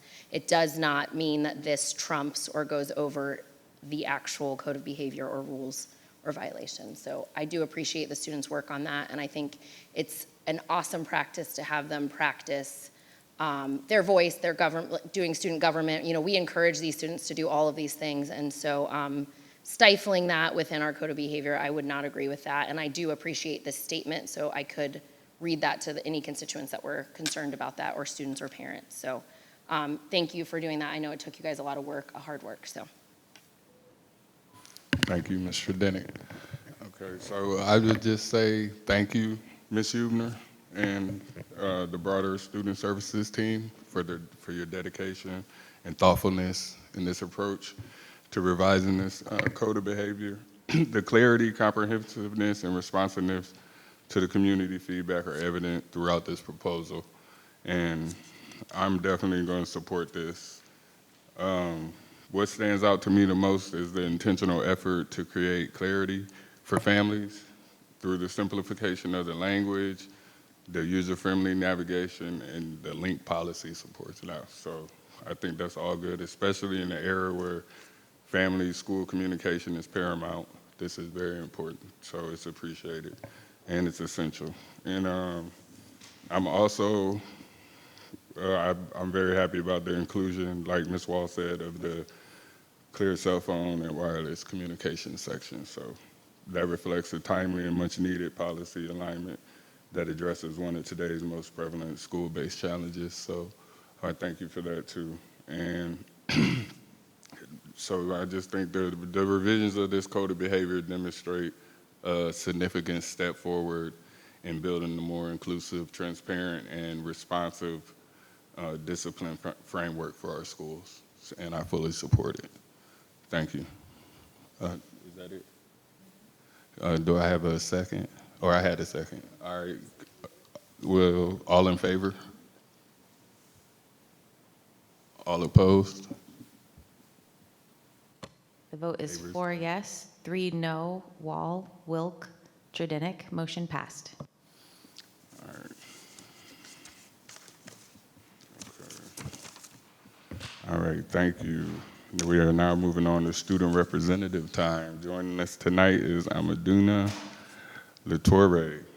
She's a senior at C.D. Hilton High School. Ms. Latoure, the floor is yours. Good evening to the board members, Dr. McDade, and everyone who has taken the time to be here today or watch from home. As always, I'm honored to be here sitting in front of all of you as a student representative. Today, more than ever, I am filled with bittersweet feelings since it will be my last time giving solo remarks in front of the school board. I'll try to make them the best yet. So words cannot describe how important diversity and inclusion are in Prince William County. This is why I'm proud to say that in April, Garfield High School hosted a unified prom. Now, earlier this month, Ronald Wilson Reagan Middle School was the host to a unified middle school track meet. I applaud those that came together to plan the event and the students, parents, and teachers that participated. 16 schools participated overall. That means that students across 16 schools had the opportunity to witness what we're capable of as a community. In the future, let's keep up the great work. To continue my remarks, I want to remind everyone that the month of May marks more than just the blooming of flowers. It is also the Asian American and Pacific Islander Heritage Month, the Jewish American Heritage Month, and Mental Health Awareness Month. Today, I wanted to take some time to talk about the latter, mental health. As a county, we have to do our best to ensure that no one suffers in silence.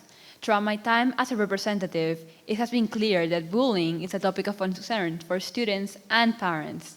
I am hopeful that the revision to the code of behavior that makes reporting links for discrimination, harassment, and bullying more visible will give more students the ability to report incidents.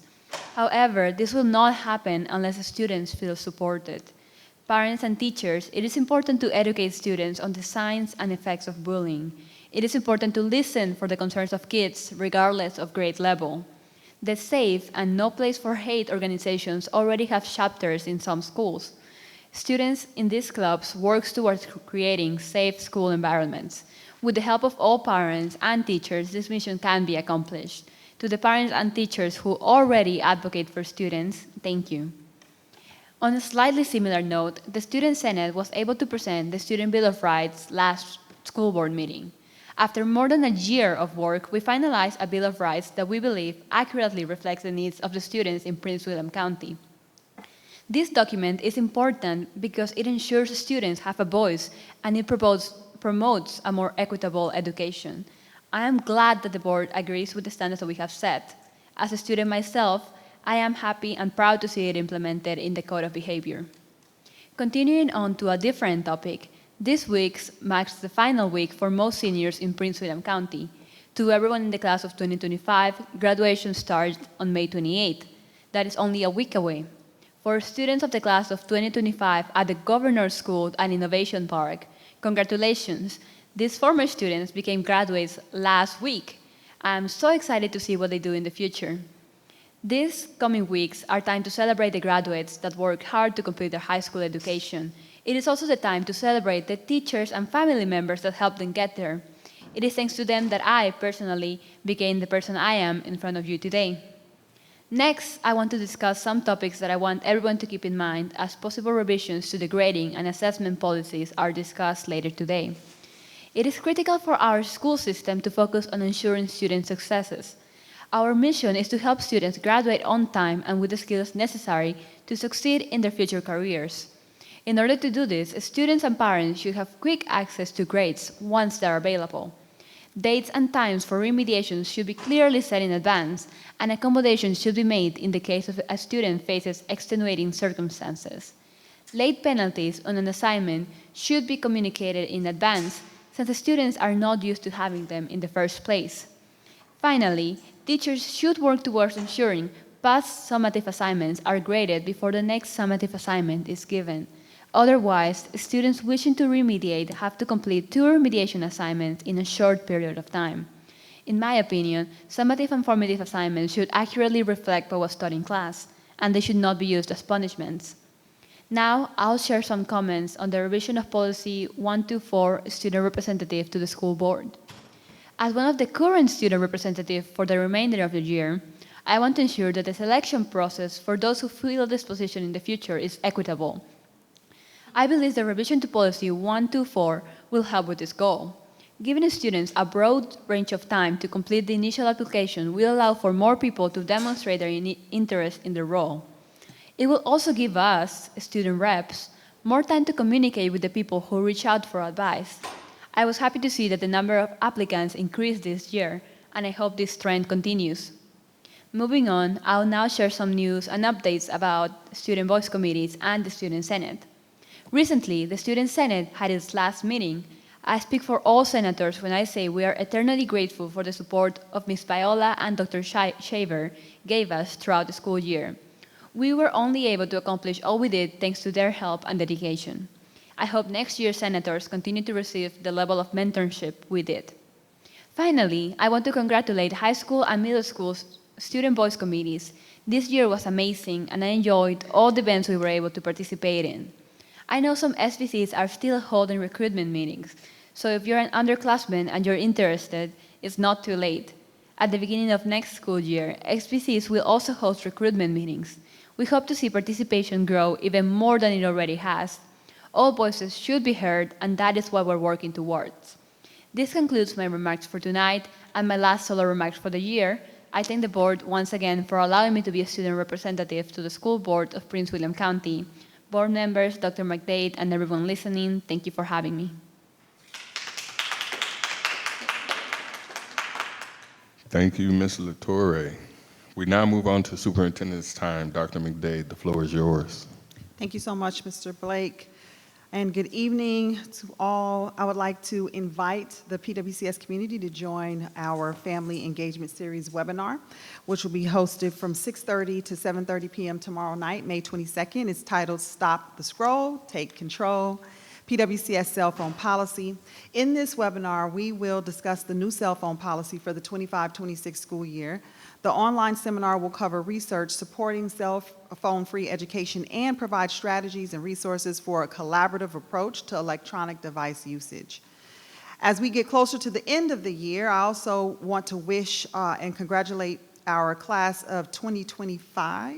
While I cannot be at every graduation ceremony, and I absolutely would love to be, I want you all to know how incredibly proud I am of all of your accomplishments and the fulfillment of the PWCS mission to see every student graduate on time with the knowledge, skills, and habits of mind necessary to create a thriving future for themselves and their community. Graduates, the support of your families and teachers has been instrumental in helping you reach this important milestone. Their unwavering encouragement, guidance, and dedication have provided the foundation for you to achieve your goals and dreams. Be sure to thank your families, teachers, and other supportive mentors and friends for the role that they've played in your success. Congratulations, class of 2025. As a reminder, 2 important dates: Monday, May 26th, schools and offices are closed in observance of Memorial Day, and Thursday, June 12th, is the last day of school, and it will be an early release day. As students plan for summer, I encourage our families to take advantage of the many learning opportunities available to all students. PWCS summer school offerings include our academic recovery program and Discovery, an enrichment program for students in grades kindergarten through 12. Registration for our summer programs is in high demand, and selection is limited to 1 enrichment program per student. Registration concludes this Friday, May 23rd, for elementary, middle, and Discovery programs. For our high schoolers, registration will end Friday, June 6th. So please visit our website, select academics and programs, then summer programs to make your selection today. As a reminder, our school-age child care summer provider is Alpha Best Education, which also provides 2 summer programs, Specialty Enrichment and Excursion. Students can balance the relaxation of summer with the excitement of Discovery, and I encourage families to take advantage of this program. I am proud to share that for the 6th consecutive year, the NAMM Foundation, NAM Foundation, has named PWCS a Best Community for Music Education. Yes, that deserves a round of applause. The NAM Best Communities for Music Education designation is awarded to school divisions that demonstrate outstanding achievement for providing music access and education to all students. Congratulations to our very own Dr. Anna Marie Bellino, PWCS Supervisor of the Arts, and our amazing music teachers, students, and their families. Additionally, 9 PWCS schools have earned the Virginia Music Educators Association Blue Ribbon Award for 2025. Ms. Zargapur, we're really trying to make you proud here. Each year, secondary band, orchestra, and choral ensembles perform at the Virginia Band and Orchestra Directors Association District Concert Assessment and Virginia Choral Directors Association Stage Assessment.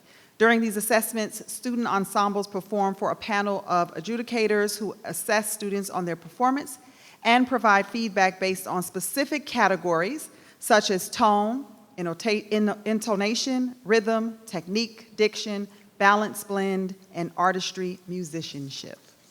To qualify for this award, all disciplines in a school must receive a rating of superior at their respective state music performance assessments. Dr. Bellino and all 9 schools will be here in June to be recognized during Thriving Futures for this unique accomplishment. We are so proud of them, and I want to wish them all a congratulations. At this time, I would welcome Dr. Tim Neal, who is our Director of Research Assessment and Data Services Department, and he will be presenting the final quarter overview report, the 24-25 quarter 3 overview report. Thank you, Dr. Neal. Good evening. Tonight I'm going to do the quarter 3 update. I'll be covering our active enrollment information, our attendance and chronic absenteeism, course performance, and progress towards graduation before we discuss some of the strategies and supports that we've put into place. So the table shows the active enrollment at the end of the 3rd quarter, and you can see we have had fluctuation in the various levels and student groups over that time. It is important to note that this is active enrollment, so these are students in the school. Just to contrast that with our projected enrollment, which is a different process used to anticipate what we're going to be looking to have at the start of the school year. This is actual counts of students. In terms of the next few slides, some of the key points that stand out is our attendance rate has stayed pretty steady at 94 to 95% average daily attendance. As of the end of April, our chronic absenteeism rate was just over 16%, and our 12th grade students have demonstrated progress towards graduation. So this line plot shows the average daily attendance from the start of the school year through the end of March, and again, you can see it is pretty steady there, about that 94, 95% range. Chronic absenteeism, which is defined as missing 10% or more of the membership days. This is unexcused or excused, and it is a component of our current accountability system. When we look at the time span from the beginning of the school year through the end of April, what you can see compared to the last year at that same time span, we have a decrease from 16.9% to 16.3% in the current year. We see this pattern manifest when we break this down by level. So if you look, the gold bar is the current year, blue bar is the last year for a comparable time span, and across all three levels, elementary, middle, and high, we do see a decrease, sometimes a substantial decrease over the prior year.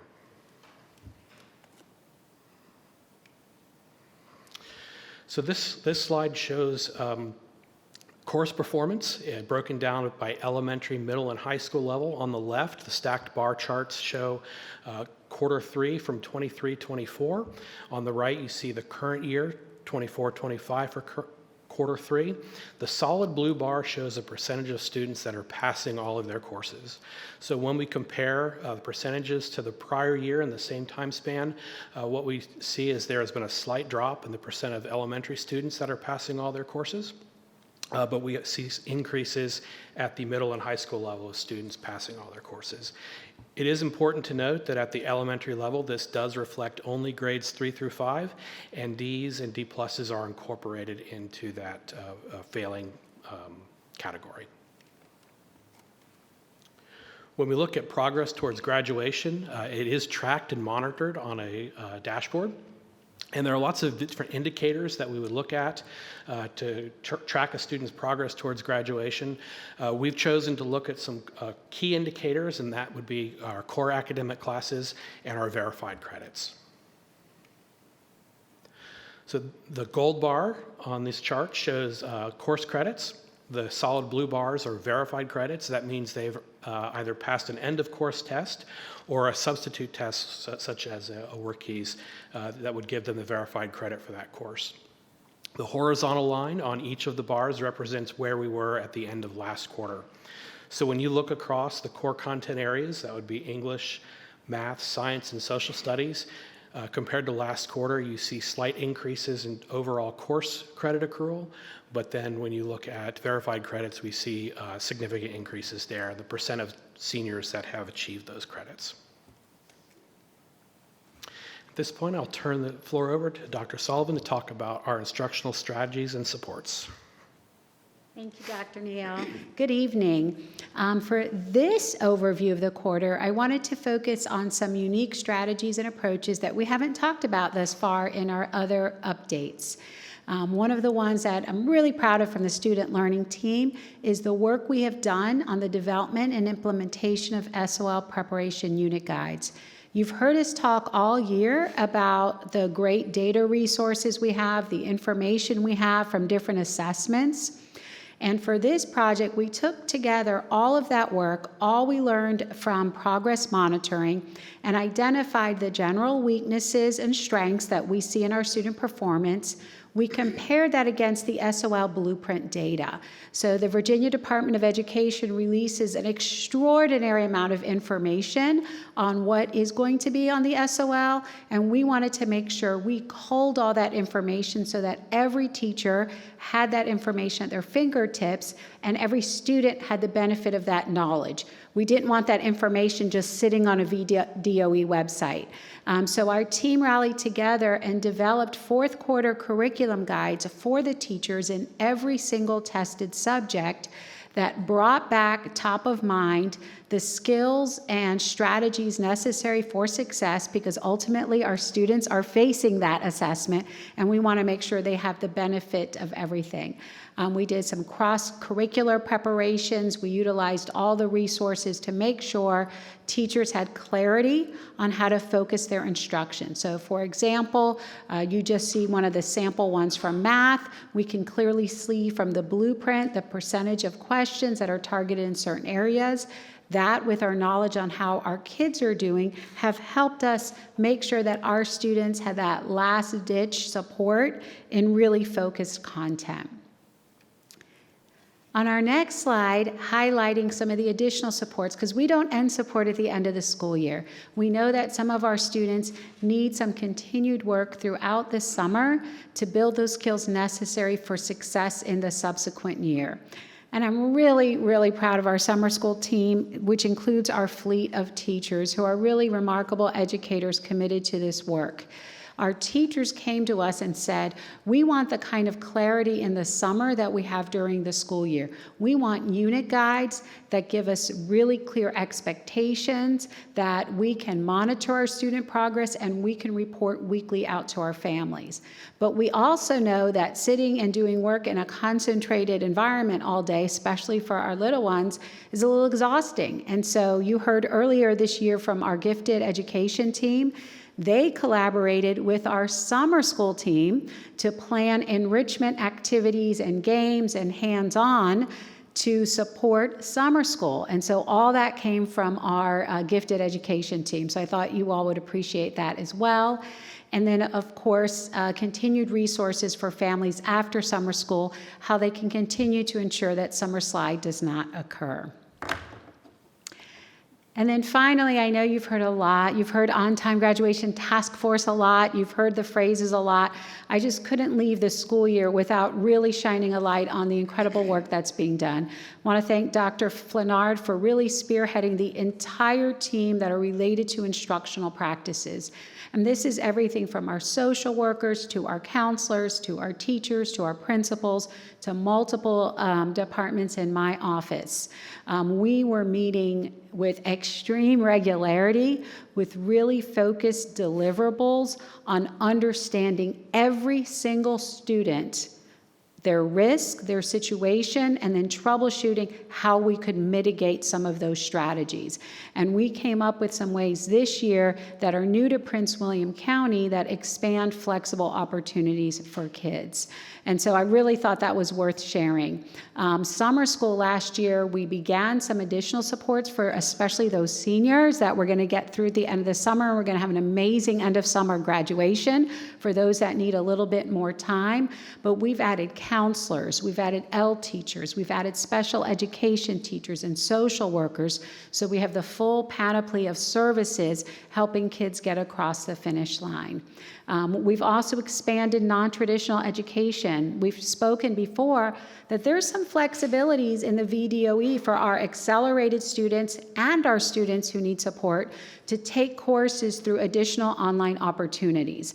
And in the past, some of those have been barriers to students either for financial cost or disorganization or support from their school. So we've shined a light on that and opened up opportunities. The VDOE affectionately calls them MOPS, and that means multi-division online providers. And new to some of our schools and families is that the VDOE has pre-screened online providers from throughout the country and have already validated their courses. And so if a parent wants their child to take a course flexibly, whether it's for remediation or my child has to work or my child wants to take accelerated coursework, those opportunities are available with no questions asked, and those are automatic transfers on a student transcript. So we've shined a light on that, opened up some of those opportunities, again, through the support of Dr. Flanard, mitigated some of the cost in certain circumstances for students who might not have otherwise taken advantage of a multi-division online provider. And then finally, the work we are doing in maximizing credits for our international students.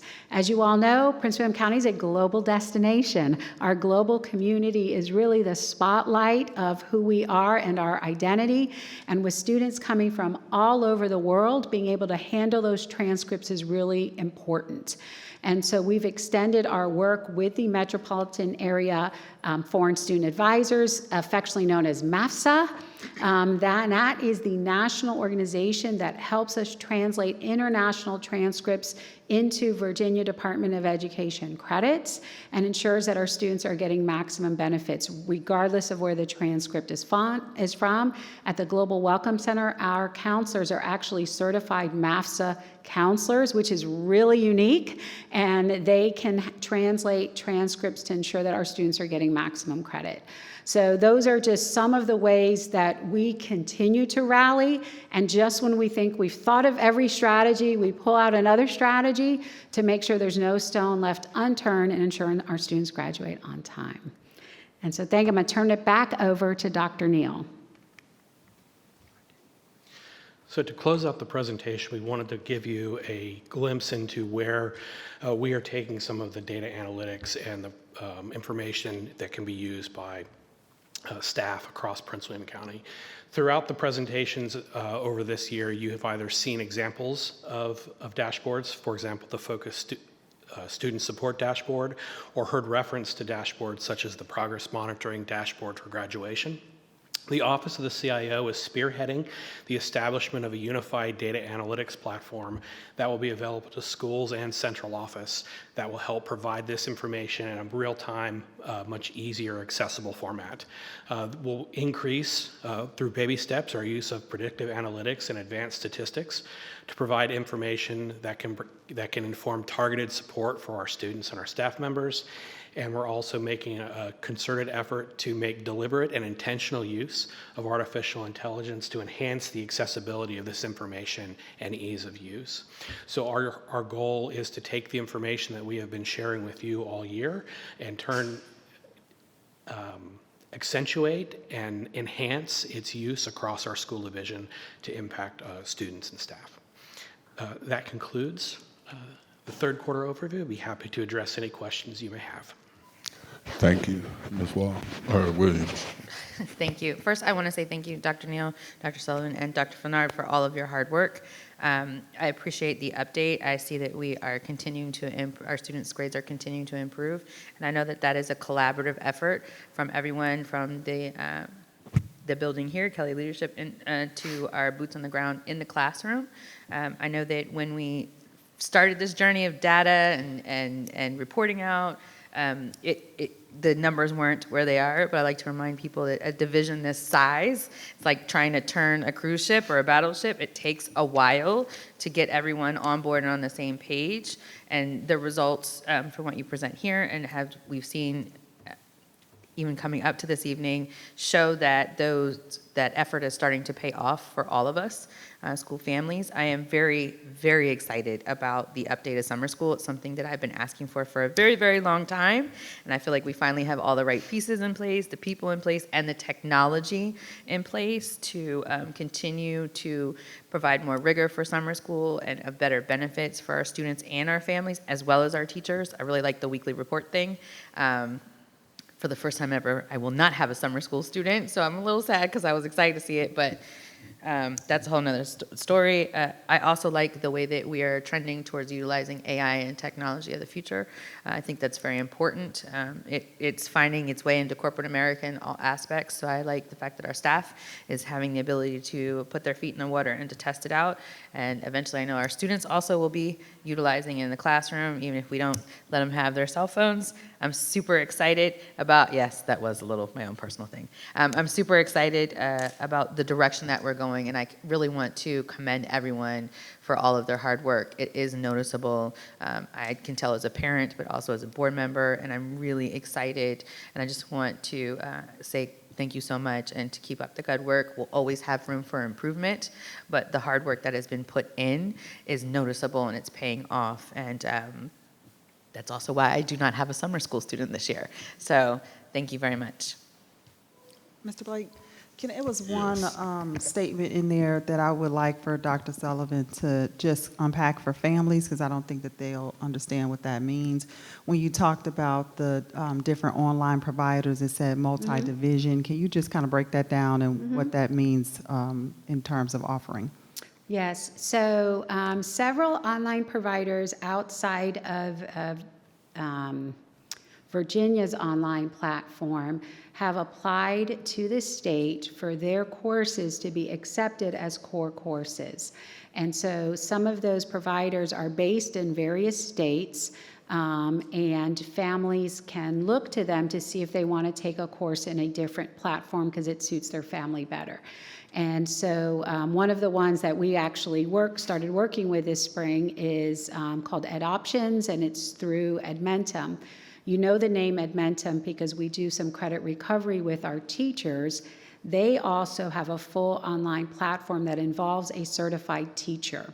And so different than what we do currently in our schools, they have a different platform where if you wanted your child to take a course just because maybe they wanted an additional course, or maybe they knew that for this type of course I do better online, and it doesn't have some of the wait lists and challenges that the Virginia platform has, families may choose those courses. Sometimes they're advanced placement courses, courses that are not available in their school.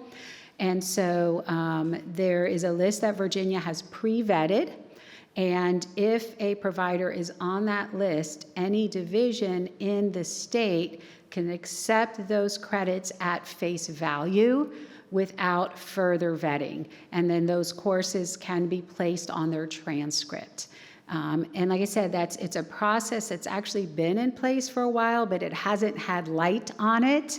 And we're realizing more and more we want to support our families with flexible options for their children.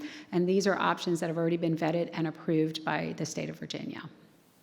Thank you, Dr. Sullivan. Mm-hmm. Can I just ask, I asked Dr. McDade about what that meant. Mm-hmm. Can you send us an email with those providers? Yeah. Possibly a little bit of an explanation that we can share. Yes. With the public. And then I have one more question. So if a student were to take that course over the summer, can that fulfill it, or could it fulfill a course requirement so that they can? Absolutely. Okay. Yeah, absolutely, no question at all. I will share the link, and the link takes you directly to the VDOE website, and it lists all the approved providers and the conditions of it. So yes. That link is where on our website? I'm going to send it to you. Okay. I can't say off the top of my head where it is on our website. I know exactly where it is on the VDOE website, and I will make sure it's more visible on our website as well. Maybe you can have our sweet student rep do one more video before she leaves, because She's pretty great, yeah. Very, very, very. She's very convincing. And convincing, yeah. I agree, because we really do want parents to feel comfortable in exploring these other opportunities for their children. So, like I said, we've been shining a bit of a light. We'll make that light brighter, so that all of our parents fully understand the flexible options available to them. And I just have a couple more questions, sorry. Okay. My colleagues are groaning. The county, did we take away access to SOL Pass this year? They used to use it to review for SOLs, Jefferson Lab, SOL Pass. Do those no longer exist? I've never heard the phrase SOL Pass, so I'm gonna speak to that. Okay. The state of Virginia utilizes what's called TestNav, which is sort of the state access to the official preparation and readiness for it. So for sure, we utilize that, shared it with all teachers in our schools. That's where they're practicing in the format and structure of SOL. So we might be speaking the same language, but with different terminology.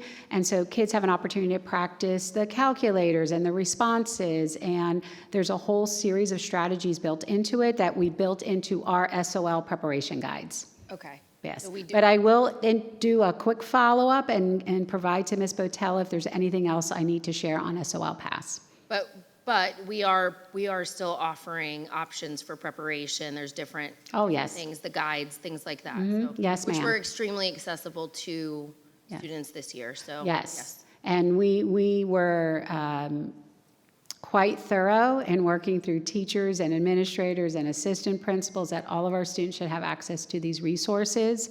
And so for the first time, that included all the high school courses as well as middle school courses in elementary. Elementary had that practice Generation before, Genius. and we added that to it. So Okay. Generation Genius was another one that I got asked about, if that went away as well. So any information? We did not mandate anything away, I can tell you that. So, but I can certainly follow up. Okay, Mr. Wilk would like ABC Mouse as well. Thank you, Dr. Sullivan.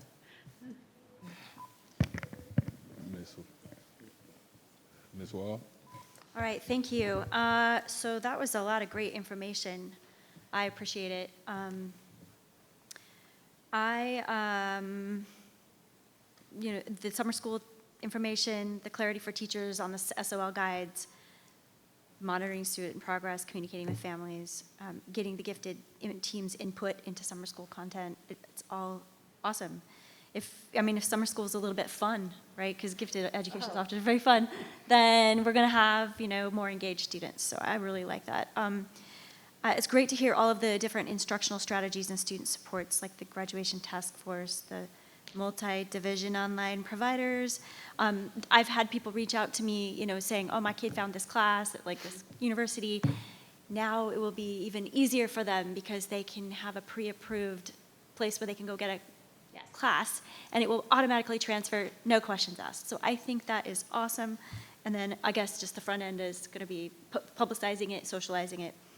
I do really like the idea of the unified data analytics platform. Have we made a decision yet on what platform we're going to use? Or is that going to go through the procurement process? No, we have. We are using Click, which is our front end. It's extremely straightforward and simple for the end user. Okay, great. So we already know what our data analytics platform is. Okay. We do. I think it's fantastic. I know in a lot of different industries, predictive analytics, AI, it can help you so much with data. So I'm really excited about that because I know that will make a difference. It's already making a difference. The focus on data and data analytics, but harnessing the power of AI is going to make a huge difference. So that's great. I had a question about, sorry, I think it's actually on a different issue, so I'll wait with that question. I actually don't have any more questions. I know we're going to do a fourth quarter update, but that'll probably be in the fall, right? When will our next update be? When will we get an update on everything that's happening in the fourth quarter? So typically we would send something over the summer. Over the summer? Yes. Okay, and then we would maybe talk about it publicly in the fall. And then the fall, we would revisit in the state of the schools, the summative for the full year. I'm encouraged by what I'm seeing here in the data from third quarter, those things ticking up for the verified credits, et cetera. Do we have any, now I'm asking you to speculate, do we have any indication how things are going? Because I know SOLs have already started and AP tests have already started, but we don't have a lot of transparency into that. But do we have any idea how we're doing? So what I can say is all the data is still really formative. So students are still accruing credits. They're still earning verified credits. We are seeing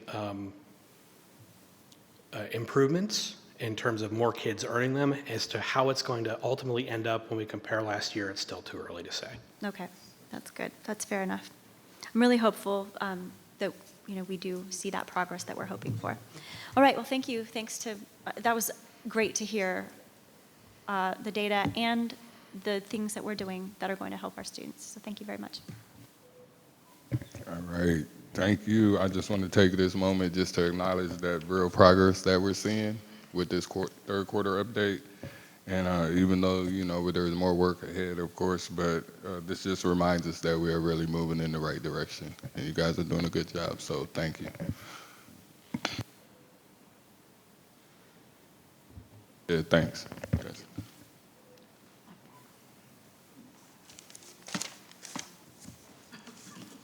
Now, at Board Matters, that takes us to Mr. Wilk. No? But, oh, that's right. Sullivan? I can go. Yeah. I was going to hand it back to Dr. McDade, but this is for you. Policy 661. Do you want to talk about it? It's on for first reading, right? Yes, thank you. Yeah. Oh, good. I believe the magicians were going to make it come up. And so, Vice Chair Blake, members of the board, Dr. McDade, thank you for this opportunity to share the work that has been done on modifying the existing policy on student evaluation and reporting. I have to open up and say that I think this has been a process you all can be very, very proud of. Our community has been highly engaged in the work and providing feedback that is directly in what you are going to see here today. I also want to thank you for your thoughtful engagement in the 2x2s. So you'll see some of those adjustments that we made after our discussions at the 2x2s and brought some of that into today as well. And so policy 661 is currently entitled Student Evaluation and Reporting. We are, as part of this request to change policy 661, we are also recommending a name change to grading and assessment practices because we want to be clearer. We don't want to make the search for policies and regulations more difficult on teachers and families than it needs to be, because I don't think a lot of people naturally go to grading when they see that policy name. So we have changed that as well. What you see here is all of the regulations that currently live under the policy. So the policy as it is has very little to, I would say, zero guidance to our schools and our division on the expectations in grading. And when the policies are lacking coherence around that, the grading regulations are not providing the structure in support of the board's intent. And so throughout these regulations, you see overlap, you see sometimes misaligned guidance, because one of the regulations may have been written at a time different than a different regulation. And so we would often get calls from parents, actually even students directly and teachers, confused about the expectations and where to check. So today you'll see the beginning of the work in transforming grading practices in Prince William County to be aligned with first and overarching policy. And then the work will begin on the regulations to hopefully simplify and clarify the expectations. On this next slide, you'll see additional policies and regulations that also touch upon grading. And so as part of this work, all of these will be reviewed as well. So I just want to be clear, we started off at the top of policy 661, and all the rest of that work will follow to include the additional policies. And so how did we go about this work? I first have to recognize Mr. Bill Bixby. That is a name from the past. He did some ROP work with us last year to re-engage school communities into standard-based grading. And he just did a remarkable job of working with a leadership team within the district made up of teachers and principals and additional staff, and then went and engaged with the student leaders, with students at their schools, the parent groups and teacher groups, and did a significant amount of work in identifying where we are at right now and what steps we need to take. And the word that comes to mind is inconsistent. We were most certainly at an inconsistent point, so we started off this work already having that work. Then we had the opportunity to partner with Hanover Research because we felt it was very important to make sure that we were using third-party research perspective in identifying all the trends and patterns, because people feel deeply and differently about grading. And so it is a topic that we know has to come with a sense of balance with those deep feelings and those different feelings. And so working with our partner has been great, and they have allowed us to look at things through some fresh lens. So starting off the beginning of the year, we did peer district reviews where we analyzed the policies and practices at all of our peer districts in Northern Virginia and peer districts across the country with similar size, scope, and demographics. So this was not just a look in Northern Virginia, this was a look nationwide. Then we worked really closely with the Superintendent's Principal Advisory Council, which is made up of elementary, middle, and high school principals who are committed to engaging in work beyond their school doors. And they are a really valuable team to work with to identify trends and patterns from their lens. I'm really thankful to our community for coming out strong and boldly on our surveys. We launched division-wide survey for students, parents, and staff in the fall and received some outstanding information from that as well. And I had the personal joy of leading multiple Zoom sessions myself directly with teacher groups. We extended the invitation to teachers across the division, sometimes support teachers, sometimes direct teachers, to participate in a series of Zoom sessions where I literally listened, and we tackled some of the areas, and they were able to give me very honest, very direct feedback. And that was incredibly beneficial, and they were professional and focused and as amazing as you know our teachers are, and so I really want to thank our teachers who did that. As you all know, our board members had an opportunity to participate in interviews as well. I want to thank Laura for working with the Hanover team to set up those interviews, because obviously it's board policy, so we were not going to do a draft without board member feedback. So I really want to thank those of you who had the opportunity to participate in it, and our final step being a gradebook audit. And so what you see here are the trends and thoughts that were coming through all of these stakeholder engagements. And what was amazing is despite all of this work, the trends started coming together pretty quickly. And what we were first trying to determine is this is essentially a first policy, because the one that currently exists doesn't have any guidelines. So the question was, as we draft a policy representing the voice of the board, what are the things that are coming to the top that our board would likely to have like clear division-wide voice on? And these are the things that I know when we did our 2x2s, everybody was kind of shaking their head. These are the things you're hearing. These are the things I'm hearing. These are the things that are coming through our parent inquiries, our teacher phone calls. These are the topics that did not have clarity.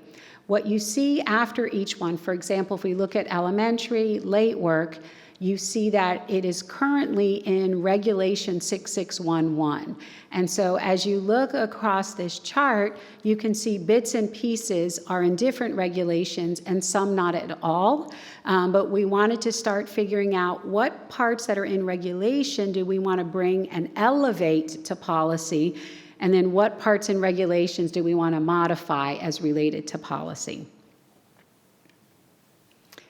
And so the next big step was those surveys. We had over 7,800 respondents to this specific survey on grading practices. It was a really substantial turnover. We were able to validate that that was an appropriate sample size for our population, so we hit the mark that we were hoping to hit. And the word you're going to hear again and again is consistency. We heard from our teachers, our parents, and our students that consistency is important to them.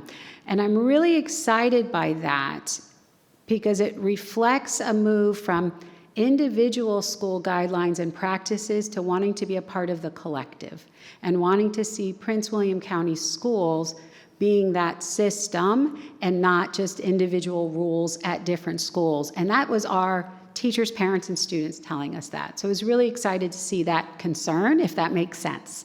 One of the things that was also interesting was the focus on how does grading impact student motivation? Is the way we're reporting grades encouraging more thinking? Is it encouraging reflection? Is it encouraging effort? Or is it discouraging it in some cases? And are we utilizing those tools effectively to encourage kids to move forward? And then strengthening clarity through teacher professional development.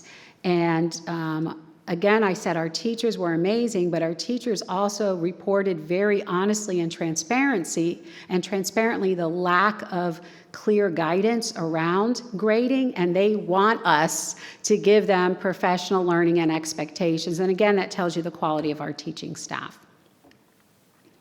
And so some of the just key overall findings when we looked at the trends in the survey, it was a pretty comprehensive survey, so I tried to pull out the essential elements. You'll see one of the ones that I thought was interesting. Staff largely agrees that grading practice is an accurate assessment of students and learning. students and parents don't agree to the same level that staff does. They most commonly indicate that the lack of feedback and perhaps the oversimplification of how we grade is something that we want to work on, that it is a limitation of the system, that there's not representation and feedback enough to encourage positive performance from the student. You'll see the word consistency again in the next bullet.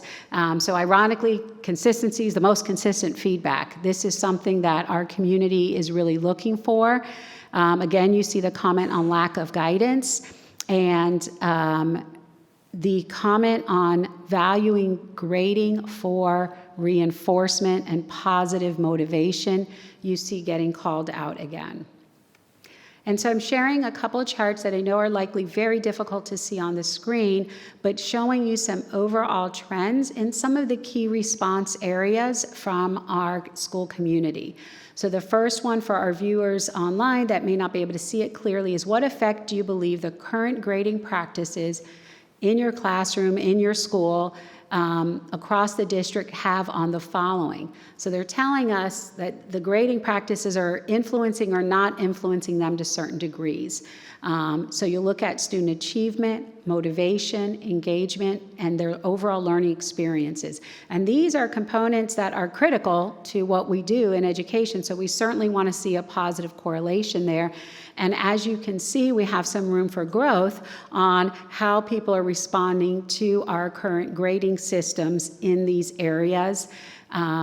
I will remind you all that that lovely top teal line are our lovely pre-K families, where we're not actually assigning grades, but I appreciate how much they appreciate the feedback they are receiving on their children, because that is important too. On our next slide, this is an interesting one as well, where we've asked how much they agree or disagree about current grading practices accurately reflecting ...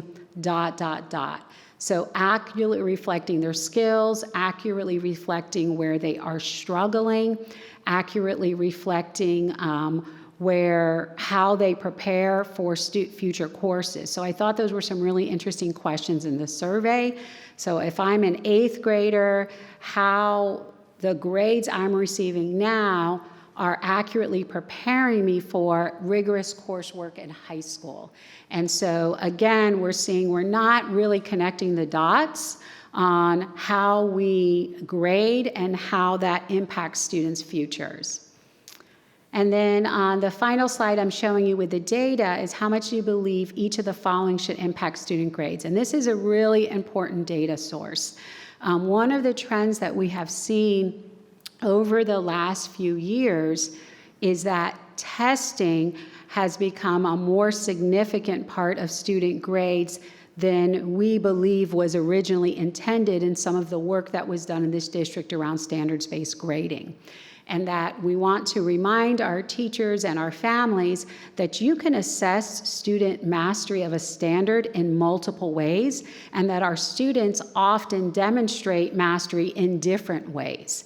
And so we wanted to make sure that we got some feedback on that. And as you can see, there's a pretty wide range of responses where our families, our students, and our teachers are saying, we believe grades should reflect these things. It's a current mismatch when we look at our grade book. So again, going to focus on some of the areas to add some more explicit guidance in that space. And on that one, you can see the differences in how students, parents, and staff responded.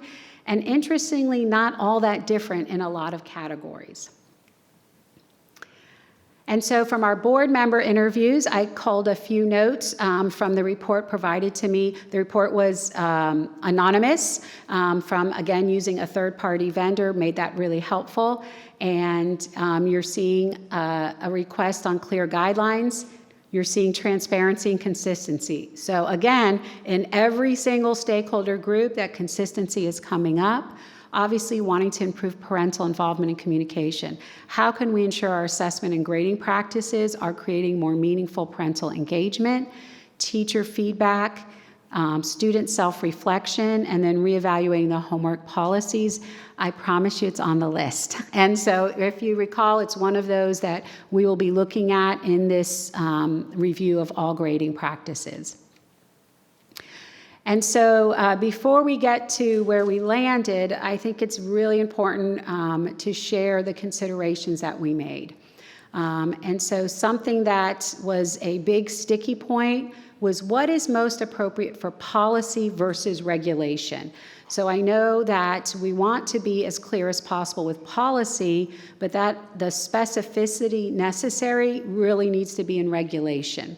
I'll give you one of the most common examples, late work. That is a good example of there's a very different approach to late work for a first grader than an 11th grader. There's a different approach to late work when you're working with students in different settings, whether it's homework or classwork. There's a lot of nuance. And so while we universally want to see students doing work on time, we recognize that the language outlining those expectations really belongs in regulation and really belongs in regulation specified by grade bands, by ages, and even within elementary school, K2 is very different than 3-5.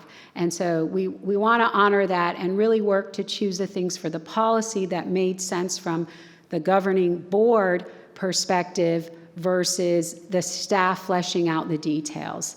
Really important point that I've emphasized to every stakeholder group I've met with, we all said consistency, but to achieve consistency, there's shifts for everybody.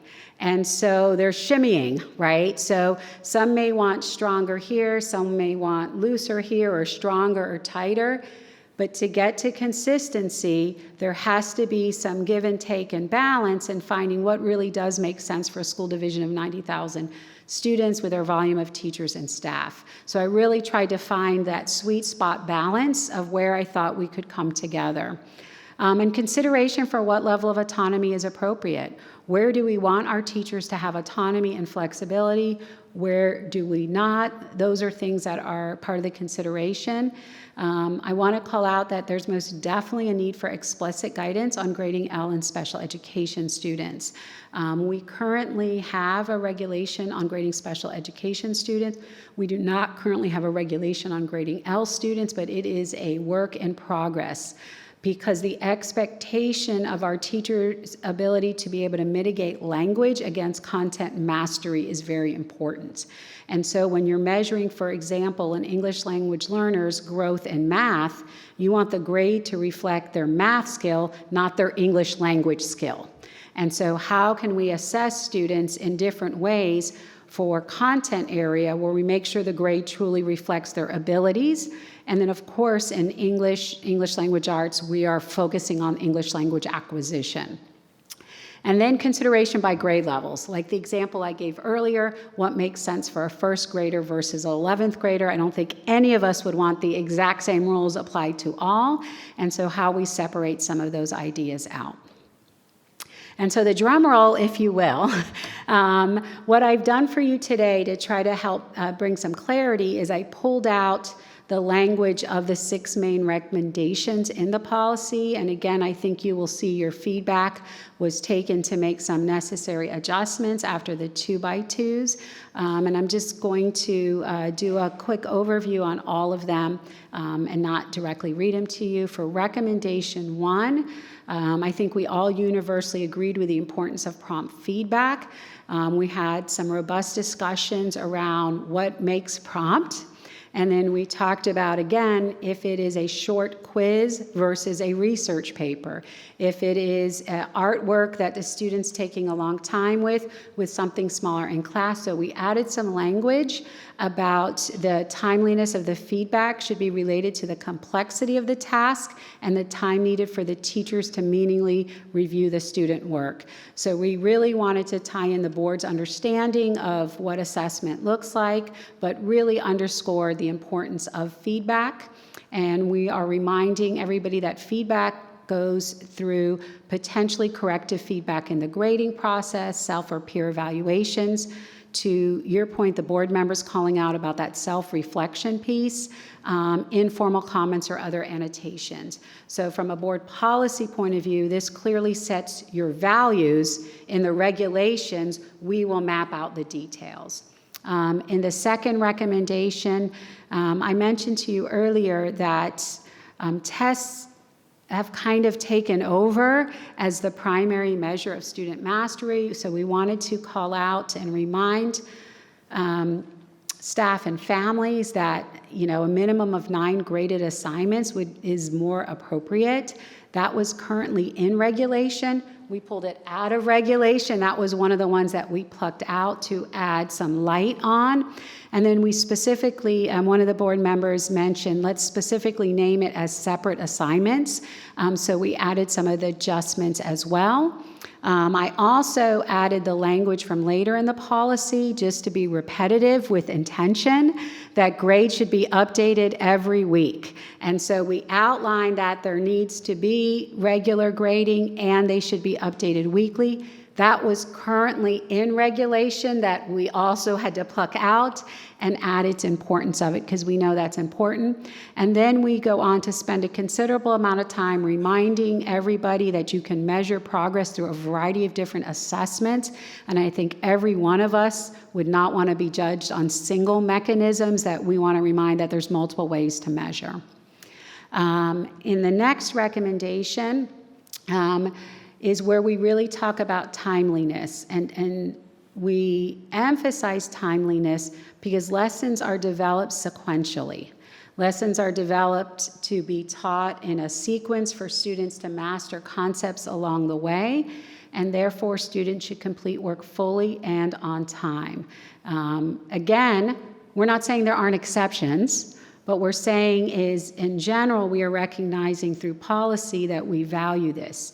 Of course, we emphasize that teachers have to align things. A lot of times an IEP may call for extended time. We expect, and well, more than expect, those to be honored as well, and that we know that things happen. And so that, to Eliana's point earlier, that any penalties, if you're turning in something late, should be transparent and clearly communicated in advance. And again, there's a difference between a day late on a long research paper and 3 months late on classwork that was done previously. So we did not want the board to directly address those nuances. We can do that through regulation, but we do want to say, yes, we believe timely engaged work, students being engaged a long way, is important. But things happen, penalties should be clearly outlined. And then recommendation 4, I've made a couple of tweaks of this since we last met as well. We talked about students being able to retake, if you will, do test corrections, but I added another layer to that from some additional feedback because some of our teachers are actually very adept at students' future assignments that include the same standard, them using that to replace it. And so that's a great practice that we also wanted to encourage. So in some cases, a student may sit and retake an assessment. In other cases, a student might do test corrections, very common in math. In other cases, the teacher is at a level where they're tracking student progress because they're hitting the standard later. And so picture in math, when you're handling a more complex issue, when the student is succeeding at that, it is demonstrating their proficiency at the other skills. Some of our teachers are using that to replace grades now. We don't want to discourage that. So we cleaned up the language to make sure it recognizes that we know that that is a great skill for teachers to work on. And of course, they should be done by the end of the marking period, and extenuating circumstances must go through a teacher, counselor, administrator. Unless that situation that I just told you, the teacher is going to measure it on a later assignment. So got some great feedback actually from a couple principals on that, so that adjustment was made. And then in the next recommendation, I cleaned up the language on this one because I know the original language was super confusing. But to simplify the language, the final yearly grade shall be calculated by those quarterly percentages being converted to the corresponding points of the letter grade. And to some points that were made in the 2x2s, yes, we will be aligning with our current practices of where we have B pluses and C pluses, and leaving the A range the same for our high school students. But we tried to simplify that language to make it a little easier to understand. And this means the teacher's grade book is authentic. We're not asking the teacher to change a student's percentage from a 40 to a 50. We're not asking a teacher to manipulate a child's grade in a way that might make them feel uncomfortable, but we are doing equivalent intervals between how they're scored on A, B, C, D, and F, which makes it fair, which makes it appropriate, but also teachers being able to be true to their grading. And then finally, you'll see a reminder again on that weekly basis. We put it in there twice for emphasis, and some reminders. What's not on here that I did want to mention is also in the policy draft for our viewers who may not have read the actual draft. We also added all the language on appeals. Again, so it was in one spot for our families. And so if you were interested in the appeal process for a grade, that was also added to the policy as well. You've seen it in the draft. And then our next steps would be once the board approves a policy, when the board approves a policy, I'm going to be an optimist. Work will begin on revising the regulations and working through implementation. We'll need to make some modifications in some of the technical aspects of the grade book, and then we'll commence professional learning, parent communications, and continued student outreach. Hopefully you've seen that we really tried to find that balance of that little bit of give and take to get to a point where we can be consistent throughout the division, and I am happy to take any questions.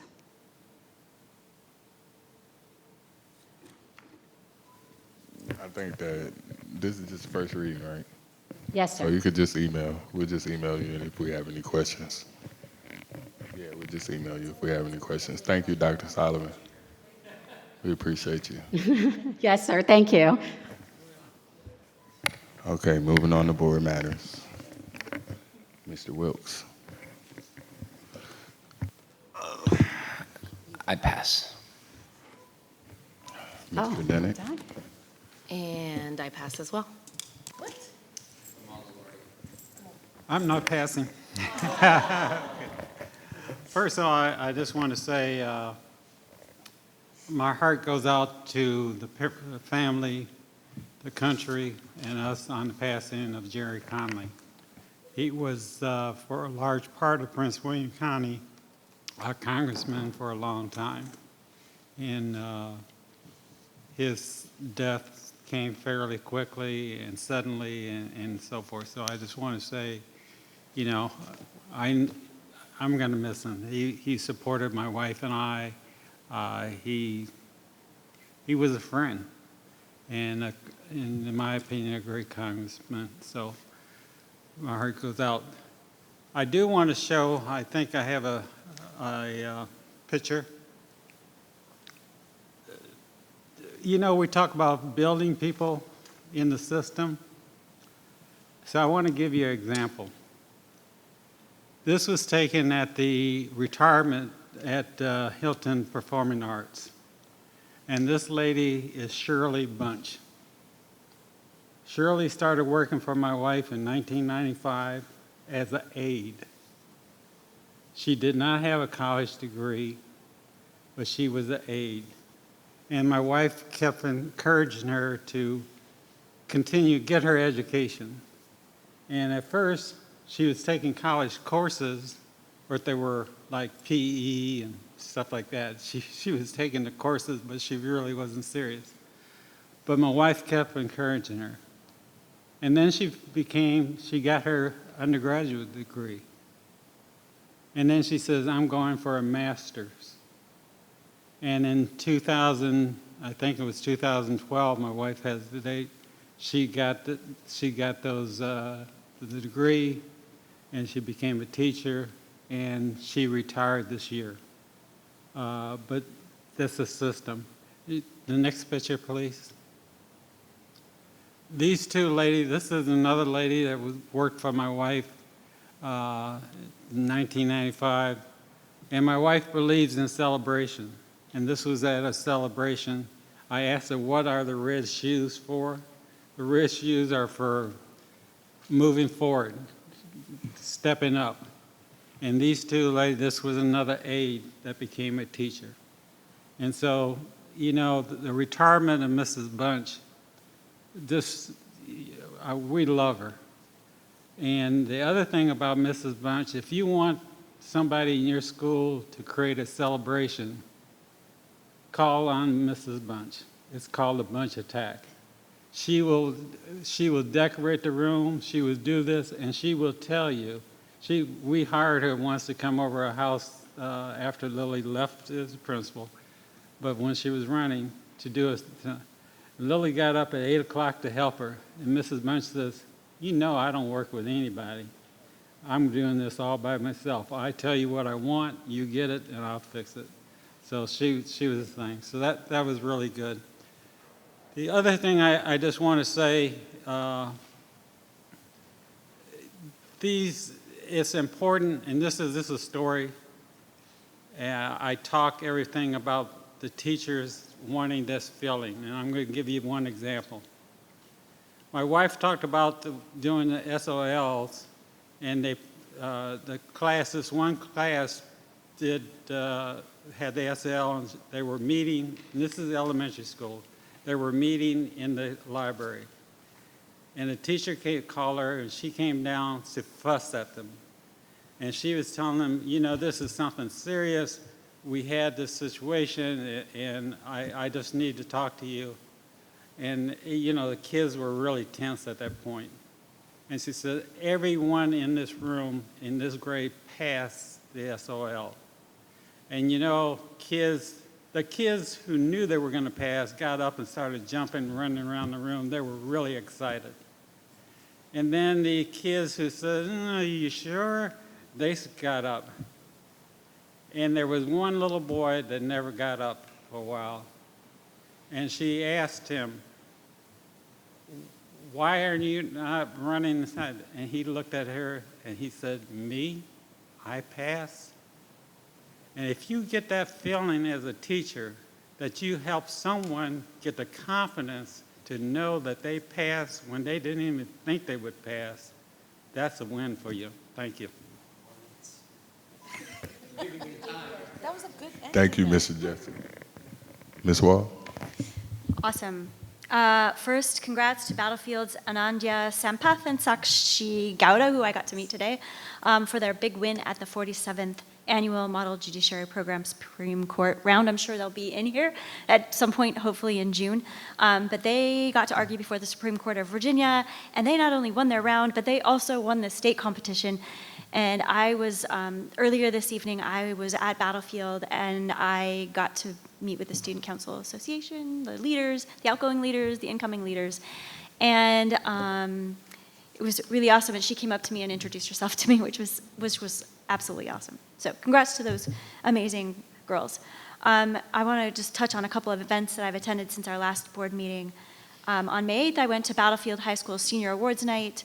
At that time, they quoted that they've received $19 million in scholarship awards. I'm sure it's higher than that, even now, because, you know, it kind of rolls in. So I think that's awesome. So proud of the class of 2025. On May 9th, I attended Miss Ralston's funeral. She was a super sweet lady who lived a great life of service and found great meaning in lifting others around her, so she'll be greatly missed. May 10th, I attended Forest Park's 25th anniversary celebration, and they are going to do a new brick walkway, which will be really special for the Bruin community. I had no idea how many people went to Forest Park or had kids who went to Forest Park. It just seems like everybody went to Forest Park. That and Osborne Park. So I also went to Porter Traditional's 20-year anniversary. That's a really special school. They have a wait list that is just absolutely gigantic. I think the quote that I heard something like 1,300 students want to go to that school. So I'm going to continue to say this, but perhaps we can look into creating a traditional high school, since it's such a successful model and we only have 2 in the middle school level. But there's something there that families really crave. I think there's a demand. Maybe there'll be a supply. I attended Beetlejuice Junior at Reagan Middle School. That was an absolute romp. And there was just so much personality. The kids worked so hard, and their efforts were really paid off.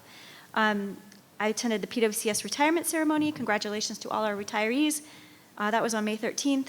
That was a very special ceremony. I want to acknowledge these individuals for their efforts to help kids succeed. Every person, whether they directly interface with kids or not, is part of the team.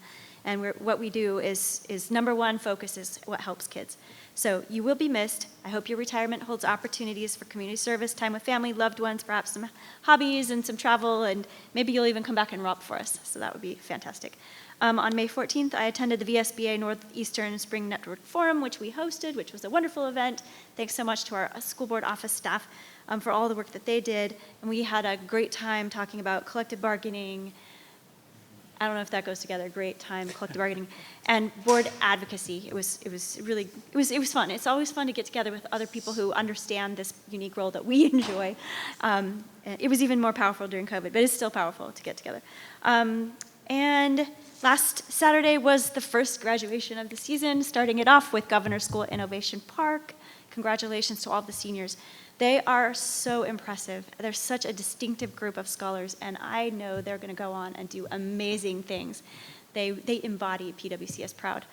And then signing day was last night for CTE. That was really cool to see. There were so many great kids who walked straight out. They're going to walk out of Prince William County Schools with a job offer or an internship offer or a military career path. It's just really great to see all of the different pathways we have in Prince William County Schools and how we're trying to help kids. Wow, in 7 seconds. I'm so excited about the Stop the Scroll, Take Control. Everybody join into that webinar if you can. And I know we have a lot of work coming up to socialize and educate, but I'm looking forward to seeing that implemented. Thank you very much, everybody. Have a great night.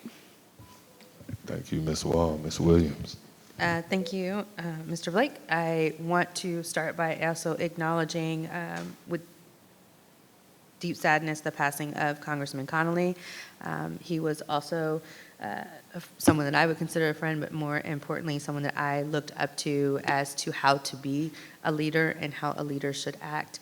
He, by some amazing superhero ability, I used to tease him all the time, would make it from Fairfax to Prince William on time through pre-pandemic traffic, which I thought made him a superhero when I first became an elected official, because I couldn't do that in my own county.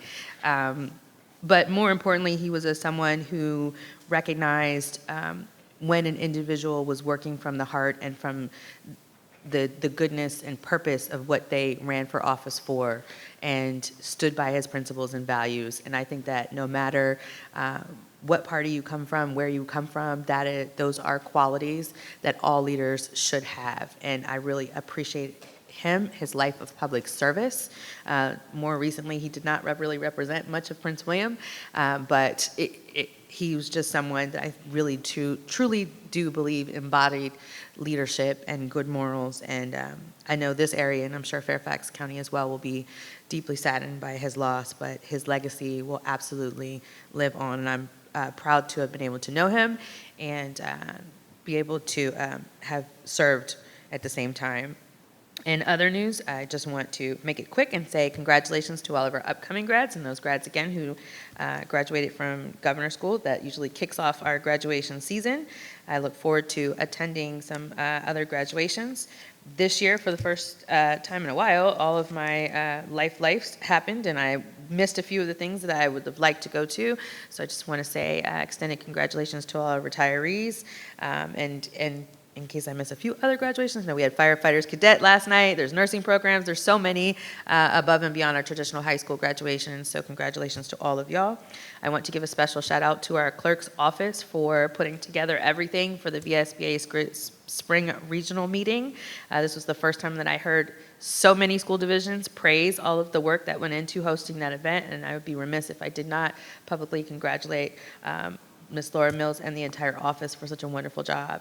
Really appreciate it. I look forward to all of the upcoming graduations, and hold tight to all of our staff and students. We're almost there. I know this is the time where everyone kind of acts a little wild if you're a student, especially the young ones, but we're so close, so close. You can make it. And the last thing I want to say is on the 30th of May, Fredland will be having its first ever resource fair from 5:30 to 7 p.m. So I hope to see you there. And that's all I have to say. Thank you. Have a good night. Ms. Dagoberto, oh, hold on a second. Sorry, one more thing I forgot. I just want to embarrass my parents a little bit, and today is their anniversary, and say congratulations for 47, so it must be 49, 48, 40, I'm bad with years, but 48 or 49 years of marriage, and congratulations to them. Okay, Ms. Dagoberto. Well, congratulations to the Williams family.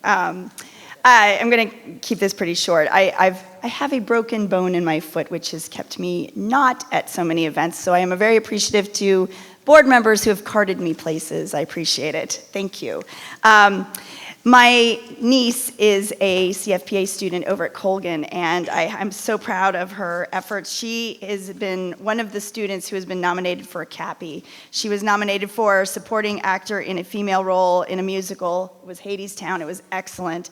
Colgan, by my count, looks like they have 9 CAPI Awards nominations in sound, stage management, ensemble in a musical, vocalist in a male role, supporting actor in a female role, which is my niece, I am, supporting actor in a male role in a musical, lead actor in a female role in a musical, song, Wait for Me, and overall musical. So I hope to hear some wins from Colgan.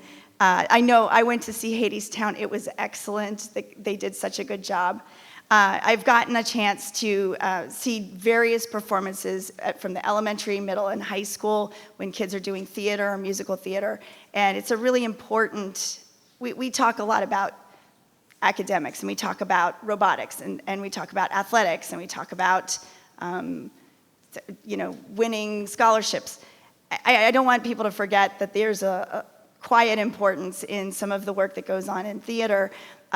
Specifically, there are roles for everybody. If you are a shy kid, you can work on the set and costume and makeup and all of that good stuff, lighting, things like that. If you are kind of want to do it, but you're not quite ready to step out in a major role, you can be in an ensemble. There's just so many ways that you can participate. So I just wanted to remind people that the arts are always a great place to be. And that's going to be it for tonight. I hope everyone enjoys the last little bit of school. I'm looking forward to the graduations I can get to, and have a good night. Thank you, Ms. Dagoberto. Okay, that's it. All right. Well, I would be remiss if I did not also just honor the life and legacy of Congressman Conley. And I know this sudden passing is going to leave a deep void in Northern Virginia, and especially this, Fairfax, Prince William area. He was somebody that was a true public servant, and I don't think many people know he started from soil and water to board of county supervisors. He went all the way through everything, so he was for the people, really for the community. And he endorsed me, he offered me guidance too along the way. But like I said, more importantly, he just helped shape like the Northern Virginia that we live in today. I don't think many people realize that. And I hope we can continue his work and just carry his example forward. And then, so on to some happy news, I just would like to say happy 15th birthday to Bella Simone Blake. She turned 15 today, so we'll leave with that. And then I'll just close with this quote from James Baldwin, which I believe speaks to some moments that we're living in. And not everything that is faced can be changed, but nothing can be changed until it's faced. And so let's just keep showing up for our students, for our communities, and for each other. Thank you. And there being no further business to come before this board, I now declare this meeting adjourned.